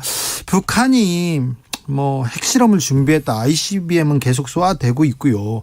그래서 이번에 대북 메시지가 북한을 좀 강대강 전략으로 나오게 하지 않을까 걱정하는 사람들도 좀 있습니다. 예, 사실은 우리가 문제를 해결하는 게 제일 좋고요. 네. 그 당장의 문제가 해결되지 않는다 하더라도 우리가 한반도 정세를 관리할 필요성이 있습니다. 네. 그런데 지금처럼 군사훈련 강화하고 확장 억제를 구체화하고 기타 등등 여러 가지를 했을 때 북한도 거기에 대해서 대응을 할 거고 네. 군비 경쟁과 안보 딜레마를 이게 상승하는 경향들이 있거든요. 예. 그래서 그런 부분들에 대해서는 조금 우려스럽습니다. 네. 어떻게 좀 잘 풀어줬으면 하는데 참 경제도 걱정이고 또 외교도 그렇고 통일도 그렇고 다 그렇습니다. 한미일 군사훈련 하지 않을까 그것도 걱정이고요. 한미일 이렇게 조금 보조를 잘 맞춰야 될 텐데 미일 정상회담에서 북핵 대응 한미일 공조할 것 이렇게 얘기는 나오고는 있으나 미국은 미국 입장 또 일본은 일본 입장이 있지 않습니까? 이게 우리가 이제 그 한미 정상회담 공동선언문 2021년 5월 달하고 비교해 보면은 네. 이 한미일 삼국 협력의 그 목적어가 조금 달라요. 아, 그래요? 2021년 5월 달에는 북한 문제를 다루는 데 있어서 한미일 삼국 협력을 하겠다 이런 거고요. 네. 근데 지금은 북한의 도발에 대응하기 위해서 한미일 삼국 협력을 하겠다 하는 겁니다. 네, 어떤 차이가 있죠. 그러니까 북한 문제를 다룬다라는 거는 그야말로 안보와 협상 두 가지를 다 고려를 하는 거지만은 이거는 지금 이제 나온 거는 북한의 전략적 도발에 대해서 한미일 간의 안보적인 측면에서의 협력을 강화하겠다 하는 것이니까요. 그것이 사실은 한반도 정세에 미치는 영향뿐만 아니고 네. 미중 간의 대결이라는 게 남중국해에서 대만 해협에서 이게 한반도 안에까지 우리가 끌고 들어오게 되면은 우리한테는 상당한 부담으로 작용할 가능성이 매우 큽니다. 네. 코로나가 북한에서 지금 계속해서 확산되고 있는데 근데 우리가 돕겠다고 하고 국제사회에서도 돕는다는데 왜 손을 안 잡고 있습니까? 중국한테는 받고 있지만. 그게 뭐 여러 가지 이유들이 있는데요. 북한이 그 남북 관계가 악화된 게 제일 중요한 것 같고요. 예. 그리고 지금 남한에서 얻을 수 있는 것은 대부분 중국에서 얻을 수가 있기 때문에 네. 주로 이제 북중 관계를 통해서 해결하겠다 하는 것이고요. 참 안타깝습니다. 이게 코로나를 북한도 졸업을 해야지 네. 문을 열 수가 있는 거 그래야 아니겠습니까? 뭐 얘기라도 하고 만나기라도 그렇죠. 하죠. 그런데 지금 뭐 백신 접종도 거의 되고 있지 않고요. 그런 차원에서 보면은 다른 정치 군사적인 문제와 좀 별개로 네. 그 인도적 지원에 대해서는 조금 더 이번에 사실은 뭐 한미 간의 인도적 지원의 필요성에 대해서는 네, 백신도 준다고 했지만은 했어요. 네. 그 인도적 지원을 실제로 이걸 실현하기 위해서는 좀 조금 더 적극성이 필요하지 않을까 하는 생각이 듭니다. 네. 당장 핵실험을 하거나 그러지는 않겠죠. 지금은 뭐 북한도 핵실험 준비를 마친 걸로 돼 있고요. 예. 지금 이제 뭐 러시아가 유엔 안전보장이사회에서 기능을 하지 못하면서 북한이 전략 도발을 한다 하더라도 유엔 안보리 차원에서의 어떤 추가 제재하는 게 이게 어렵거든요. 네. 그러니까 이제 북한도 나름대로 이 시기에 자기들의 국방력을 강화하기 위해서 시도를 할 건데 그게 이제 한반도 정세에 상당히 부정적 영향을 미칠 것 같고요. 네. 한미 정상회담에서 나와 있던 대로 그렇게 되면은 여러 가지 이제 대응 조치들이 취해질 텐데 참 걱정이 많이 됩니다. 참 어렵습니다. 우리는 왜 이렇게 어려운 상황에서 북한을 상대해야 되고 미국을 상대하고 중국도 상대해야 되는데 또 일본도 옆에서 또 회방을 놓습니다. 제일 중요한 거는 외교안보 문제에 대해서 이게 남의 일이 아니다. 네.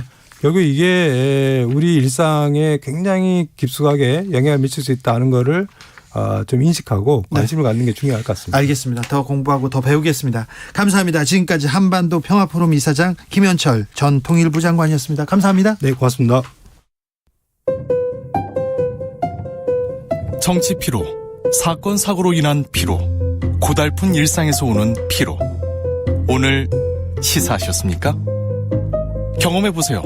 들은 날과 안 들은 날의 차이.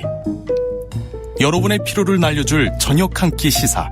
추진우 라이브.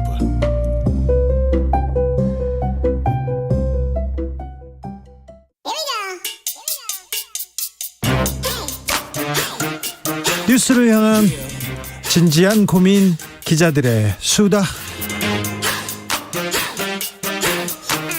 라이브 기자실을 찾은 오늘의 기자는 은지옥이요. 시사인 김은지입니다. 자, 아까 제가 또 얘기했는데 워싱턴 포스트 기자가 이렇게 질문을 딱 했는데 대통령이 대답을 안 하고 가만히 있었나 봐요. 근데 내각의 남성이 압도적이라고 지적했는데 거기에 조금 아팠나 봐요. 우리 저 내각의 여성 장관, 여성 수석의 비율 너무 낮고요. 차관은 더 낮습니다. 미국은 안 그렇죠? 네, 미국 같은 경우에도 낮다라는 비판이 있긴 한데요. 네. 그 비판이 우리와는 좀 다른 차원이긴 합니다. 어느 정도예요? 네, 이제 특히 트럼프 행정부 같은 경우에는 백인 남성 위주다 이런 비판을 꽤 산 바가 있는데요. 네. 제가 찾아보니까 2018년 5월달 그 당시 기준, 그러니까 한 집권한 지 1년 됐을 때 정도였는데요. 그때 장관급 여성 비율이 26%였다라고 합니다. 장관급 26%요? 네, 이제 그것도 오바마 1기, 2기와 비교해서 낮았기 때문에 굉장히 여성이 적다 이런 비판들이 많았었는데요. 네. 오바마 1기는 30%, 2기는 35%였다라고 하고요. 네. 바이든 내각은 더 많습니다. 출범 당시 26명 중에서 비해서 여성이 12명으로 46%를 차지했다라고 하는데 네.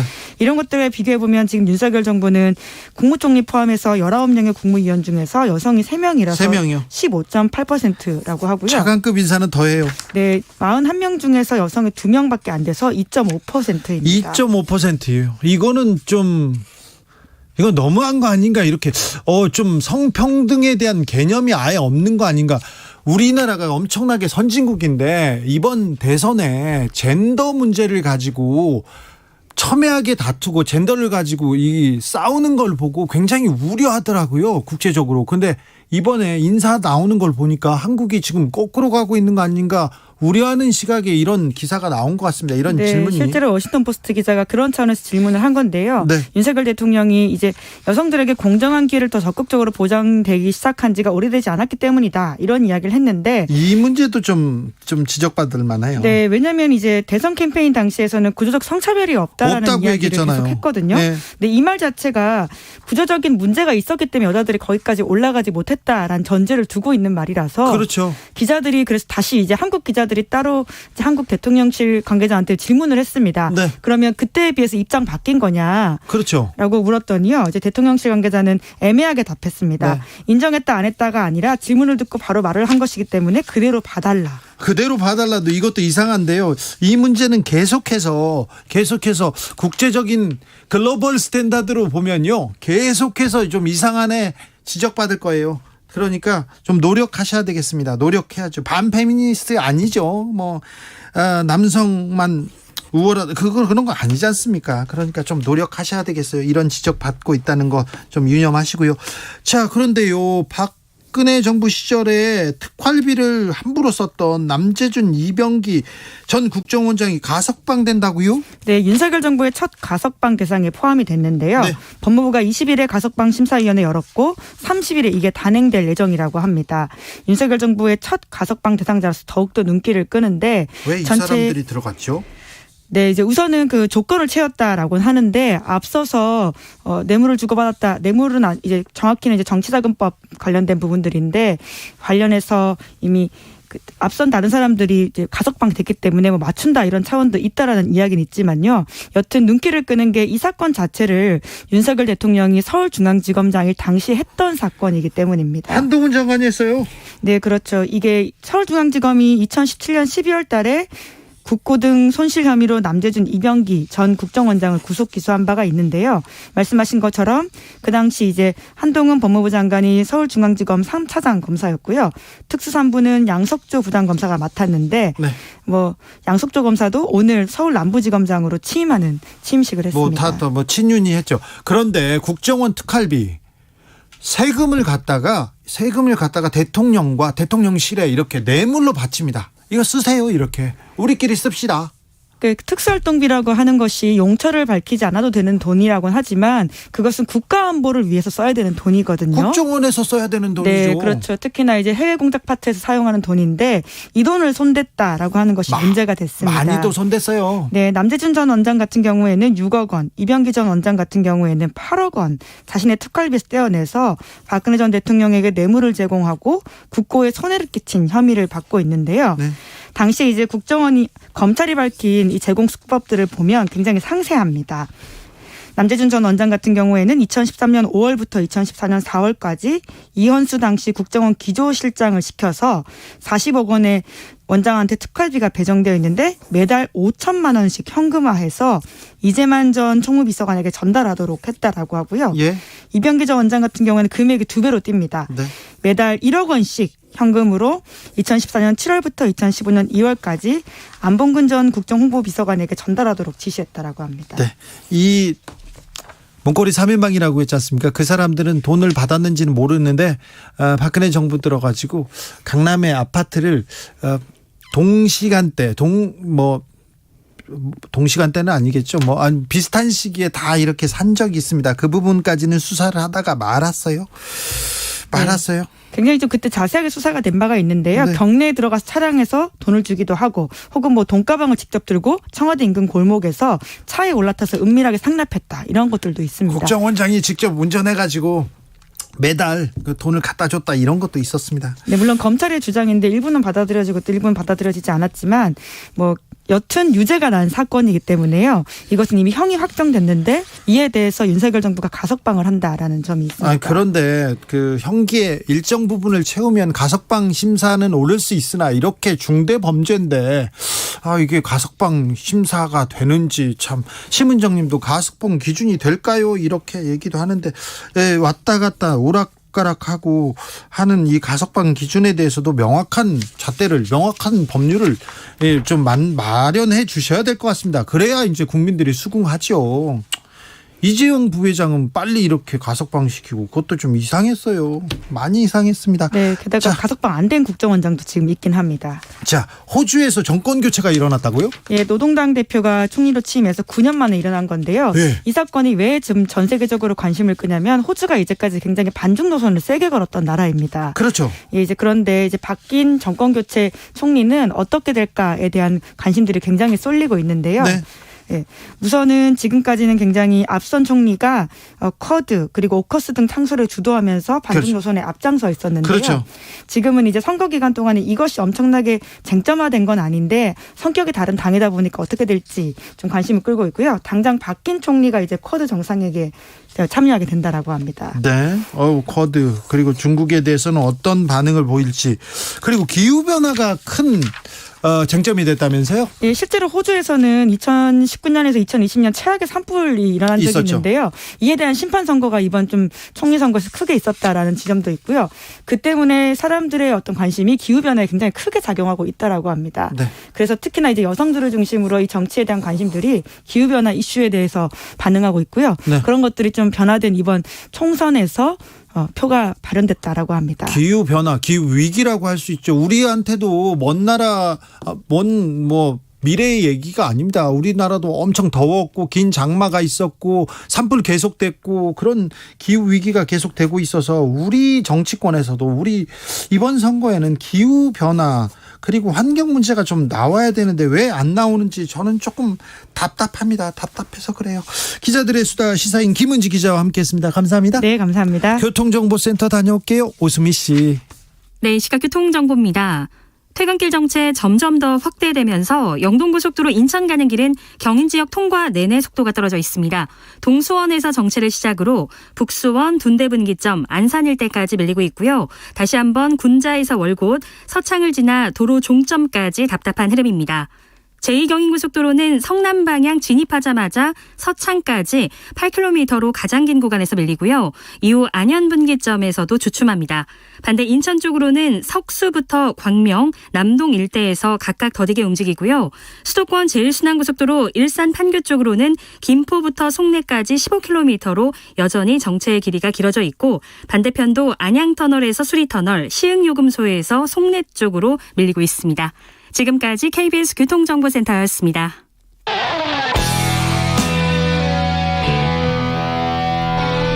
스치기만 해도 똑똑해진다. 드라이브 스루 시사 주진우 라이브.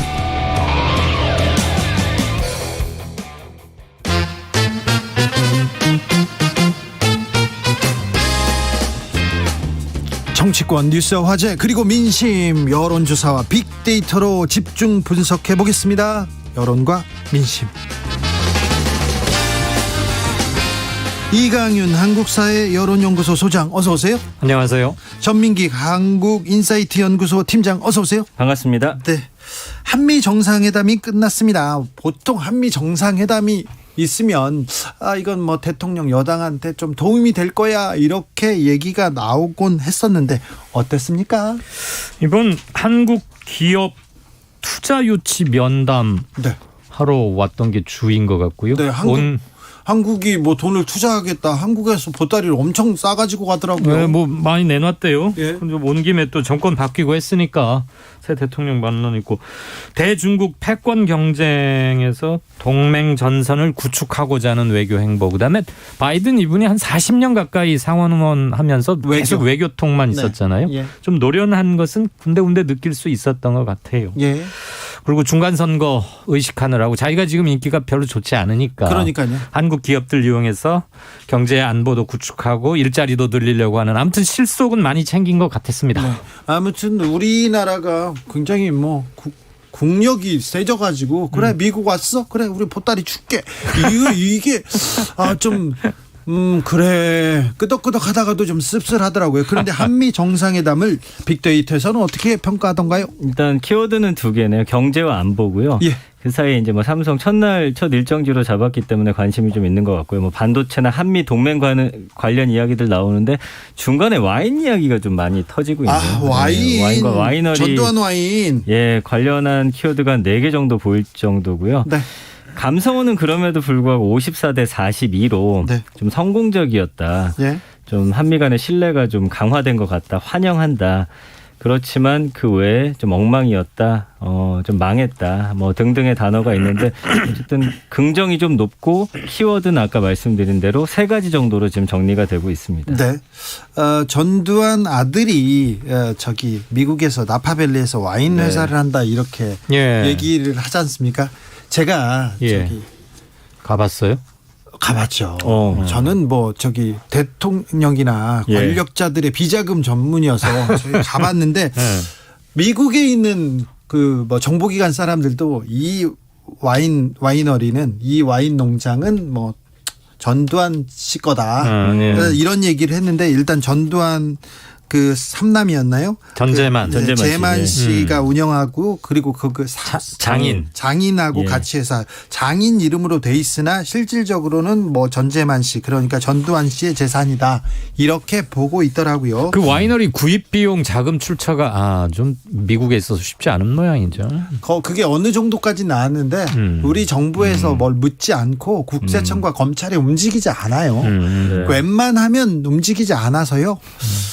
굉장히 좀 어려움을 겪었는데 초기 이렇게 자금에서는 좀 수상한 자금이 좀 움직이는 경향은 보였습니다. 네. 그리고 이제 일부긴 한데 대체 이거 어떻게 올라간 거냐, 알고 올린 거 아니냐라는 반응이 많고요. 거기에 더해서 바이든이 이제 1986년도에 상원의원 때 했던 이야기 있잖아요. 전두환 씨 관련해가지고 사실 좀 비판했던 글이 함께 이제 올라오면서 그 사람이 지금 그 아들의 와인 먹고 있다 뭐 이런 식의 글들이 좀 보입니다. 뭐 알았겠어요. 내놓으니까 또 몰랐겠죠, 당연히. 지난 트럼프와 문재인 전 대통령 간의 회동에서는 독도새우가 나왔었는데 이번에는 전두환 와인이 좀 논란이 됐는데 이번 정상회담에서 또 화제가 된 거 있습니다. 김건희 여사의 올림머리 그리고 뭐 무슨 머리요? 반 묶은 머리 이건 또 뭔지는 모르겠으나 굉장히 뜨겁게 반응하더라고요. 네. 일단 김건희 여사 관련한 기사가 일주일이 아니죠. 정상회담 시작된 이후에 539건이 나왔어요.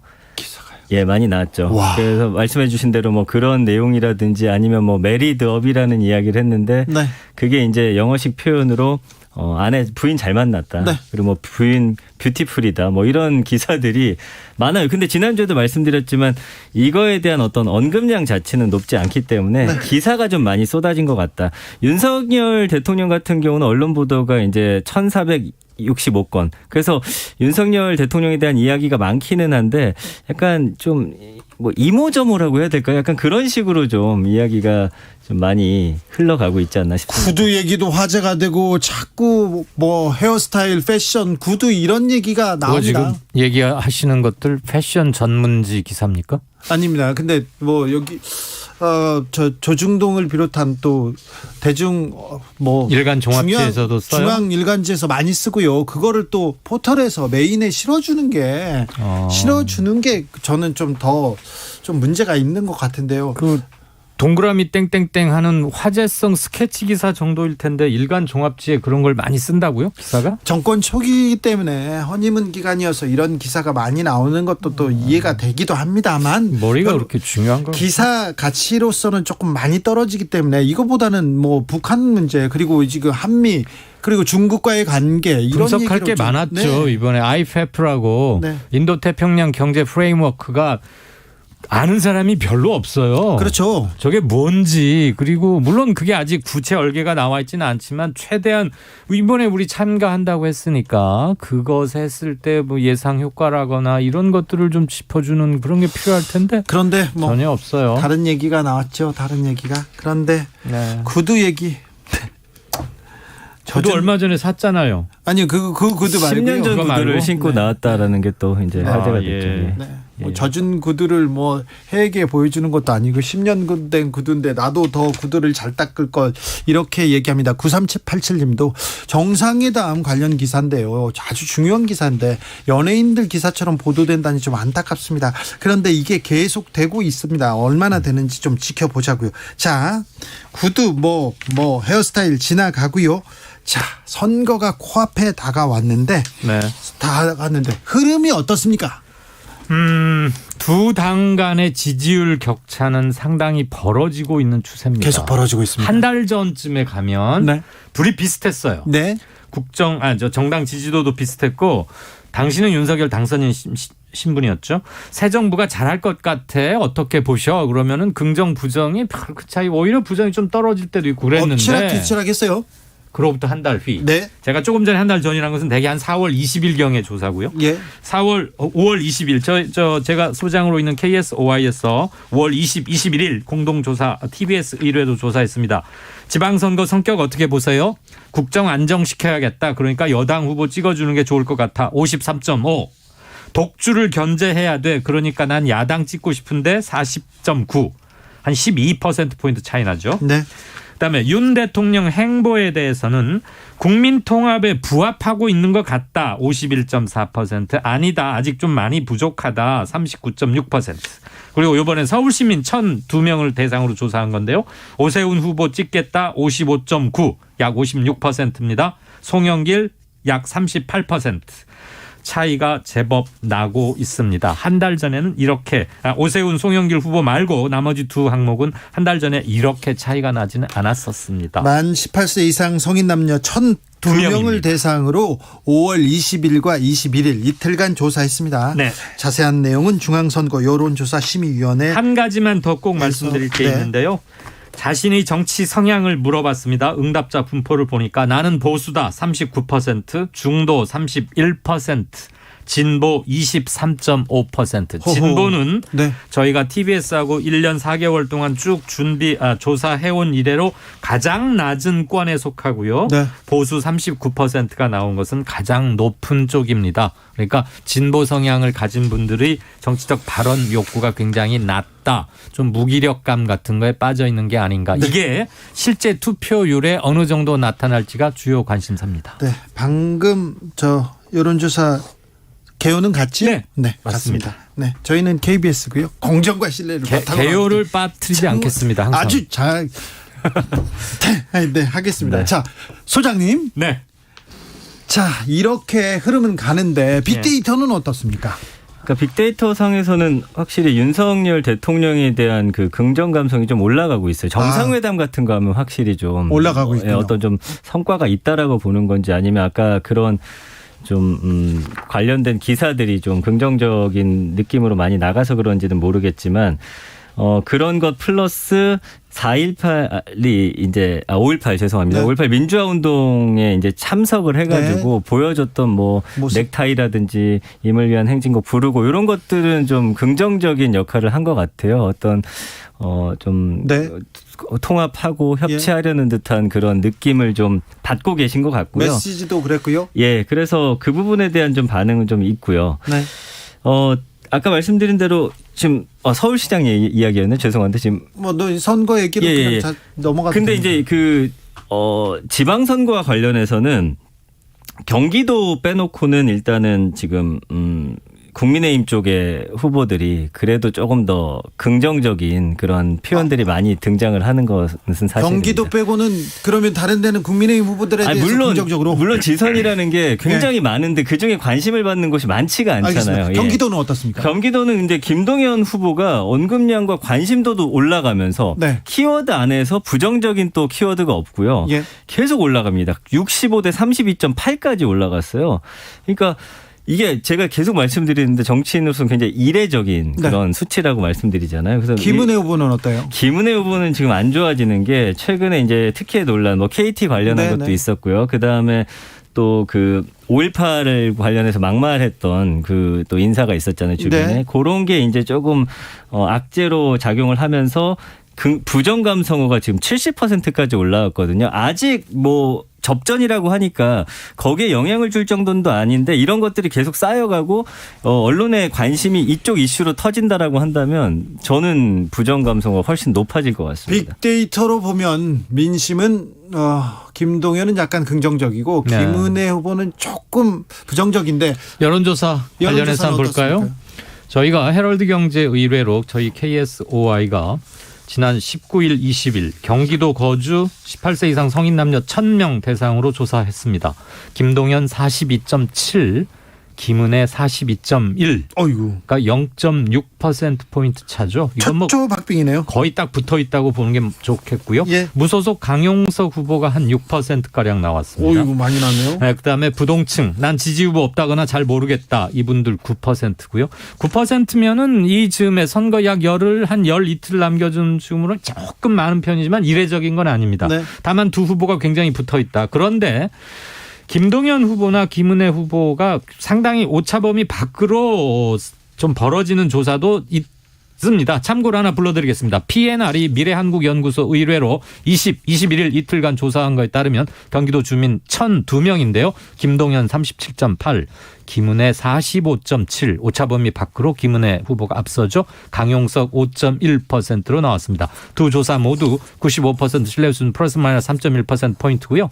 제가 볼 때 경기도 선거가 지금 초미의 관심, 다른 지역에서는 조금 국힘 우세가 조금씩 보이니까 오히려 초접전 양상이어서 더 관심이 쏠리는데 이곳에 남은 변수는 이런 게 있지 않을까 좀 꼽을 수 있겠습니다. 이를테면 아들은 미국에 굉장히 뭐 유명하고 좋은 비싼 유학 보낸 김은혜 후보가 나는 경기 맘이다. 급식이나 교육 살리겠다는 그게 조금 논란이 될 거고요. 그다음에 이재명의 티켓 파워. 이재명은 경기도 아성이라고 할 수 있잖아요. 최근에 조금 과연 그러나 이런 것도 일부 나오긴 합니다만 어쨌거나 이재명이 강한 것이긴 하니까. 그리고 그에 따른 각 당의 지지층이 언제 누가 더 강하게 일어나느냐. 자, 민주당이 대표주자고요. 대선 후보였습니다. 간판이고요. 최고 가치라고 얘기하는데 지난 주말에 어떤 여론조사에서 인천 계양을 까봤더니 정치 신인한테 밀리더라 그런 조사도 몇 개 나왔어요. 몇 개가 나왔죠. 그중에 대표적인 거 하나 소개해드릴까요? 네. 근데 그거 어떻게 봐야 됩니까? 제가 그곳에 자세한 로우 데이터는 미처 확인을 못했는데요. 일단 보정치는 선관위에서 권유하고 있는 그 범위 안에는 다 들어와는 있어요. 그러니까 무슨 조작이나 일부에서 이런 얘기는 아닌 것 같고요. 적어도 룰은 지키고 있고 에버리지 정상 범위 내에는 다 들어 있는 것이다. 민심이 조금 흔들리고 요동친다고 봐야 되겠네요. 네, 그거는 분명히 있죠. 그러니까 예전 같지 않다. 그다음에 이재명 이름값으로만 이게 한 열흘 전까지는 이재명 후보가 꽤 앞섰었는데 그 사이에 변화가 좀 온다. 근데 변화 폭이 생각보다 크니까 사람들이 많이 예민하게 반응하시는 것 같아요. 자, 경인일보가 모노 리서치라는 곳에 의뢰해서 지난 21일 이틀간 인천 계양을 지역구에 거주하는 18세 이상 500명 대상으로 출시했습니다. 대개 상당히 많이 했네요. 국회의원 선거가 대개 한 500명쯤 합니다. 근데 요즘 채우기 쉽지 않은데 자세한 건 중앙선거 여론조사 시민 홈페이지 보시면 되고요. 여기서 이재명 46.6, 그다음에 윤형선이라고 국민의힘 후보입니다. 이분 46.9. 그래서 0.3%포인트니까 뭐 실은 똑같다고 해도 되지만 아무튼 이렇게 많이 쫓아왔어? 라는 얘기들이 나오고 있는 것이죠. 초박빙이네요. 이재명 티켓 파워, 이재명에 대해서 빅데이터는 어떻게 보고 있습니까? 확실히 일주일 언급량은 이재명 후보를 따라갈 사람이 없어요. 아까 2, 3만 건인데 여기는 36만 6천 건이니까 관심도는 사실은 가장 높다고 봐야겠죠. 근데 이 안에 이제 보니까 사실은 뭐 아직도 뭐 범죄다, 뭐 욕하다 이 이야기 들리고요. 그 중간중간 부정어 중에 이상하다, 이게 잘못됐다. 그러니까 아까 말씀해주신 그런 여론조사에 대해서 못 믿겠다. 좀 의혹을 제기하는 분들도 상당수가 여기에 섞여 있네요. 그래서 31.6대 65.3인데 65%의 부정 감성어 중에 20% 이상은 지금 여론조사가 좀 잘못된 거 아니냐라는 네. 좀 여론이 많이 생겨났습니다. 벤치, 나무 가지치기 이런 검색어도 많이 나옵니까? 그런 키워드는 지금 크게 보이진 않네요. 자, 그렇습니다. 한물 같군요, 그건. 자, 청와대 그리고 또 열린음악회도 있었어요. 청와대 개방도 하고. 네. 청와대 관련돼서는 어떤 빅데이터가 있어요? 일주일 동안 언급량이 한 8만 건 정도 되는데 역시나 열린음악회라는 이야기가 이제 연관으로 보이고요. 네. 그 다음에 뭐 개방이라든지 뭐 별장 뭐 등등의 단어들이 쭉 보입니다. 관련해서는 감성어가 41대 55. 당첨이 돼서 또 좋아하시는 분들도 계시고요. 가봤더니 관리가 잘 돼 있더라. 좀 이번 정부가 국민들과 소통하려는 그런 노력을 좀 해주는 것 같다더라. 그리고 이게 가보니까 생각보다 괜찮더라. 네. 이런 키워드가 한 41% 정도 있고요. 논란이고 혈세 낭비고 너무 개념 없고 이거 너무 지나치다, 권위적이다 이런 단어가 한 55% 정도 보여집니다. 네, 그렇습니까? 손흥민 선수 관련해서는 여론조사 없습니까? 손흥민이 오늘 새벽에 넣었는데 언제 조사를 하겠어요? 아니 그래도 좀 해주세요. 손흥민이 얼마나 좋은가 이런 거 있잖아요. 예? 매우 좋다 이런 거. 예. 형으로 모시고 싶다 이런 거 남자들은 거의 다 그렇게 이런 얘기할 거 한번 거고. 물어볼게요. 손흥민과 주진우 중에 누가 더 좋냐 아유, 이런 거 그런 물어볼게요. 저를 2번 죽이는 겁니다. 빅데이터는 또 폭발했을 것 같은데요. 손흥민 선수? 네. 손흥민 선수는 제가 지금 안 해봤는데. 안 해봤어. 갑자기. 예. 알겠습니다. 네. 네. 손흥민 선수에 대한 조사는 제가 개별적으로. 네, 아무튼 이거 굉장한 거죠. 친구들, 그러면요. 어마어마한 거죠. 네, 이거. 네. 지금 뭐 전 세계에서 지금 축구를 지금 주도하고 있는, 이끌고 있는 몇 한 5손가락 안에 들어가는 영향력이라고 보시면 됩니다. 네. 알겠습니다. 손흥민 얘기 조금 더 하고 싶은데 네. 시간이 다 돼가지고. 벌써 다 됐습니까? 네, 끝나가지고 저 혼자 가서 할게요. 제가 축구를 제가 한 20여 년. 좀 아세요? 네, 열심히 보고 제가 취재도 많이 했습니다. 알겠어요. 네. 두 분 감사합니다. 여론과 민심 읽어봤습니다. 이강윤 그리고 전민기 두 분 감사합니다. 고맙습니다. 주진우 라이브는 여기서 인사드리겠습니다. 돌발 퀴즈 정답은 득점왕이었습니다. 득점왕. 애교왕도 맞는데요. 네. 4215님 애교도 만점인 득점왕 손흥민 선수 축하합니다. 0232님 소니 덕분에 더위 스트레스까지 날렸습니다. 그렇죠? 네. 손흥민 선수 얘기는 제가 나중에 하겠습니다. 저는 내일 오후 5시 5분에 돌아옵니다. 지금까지 주진우. 2022년 한국전력은 한 걸음 천천히 가겠습니다.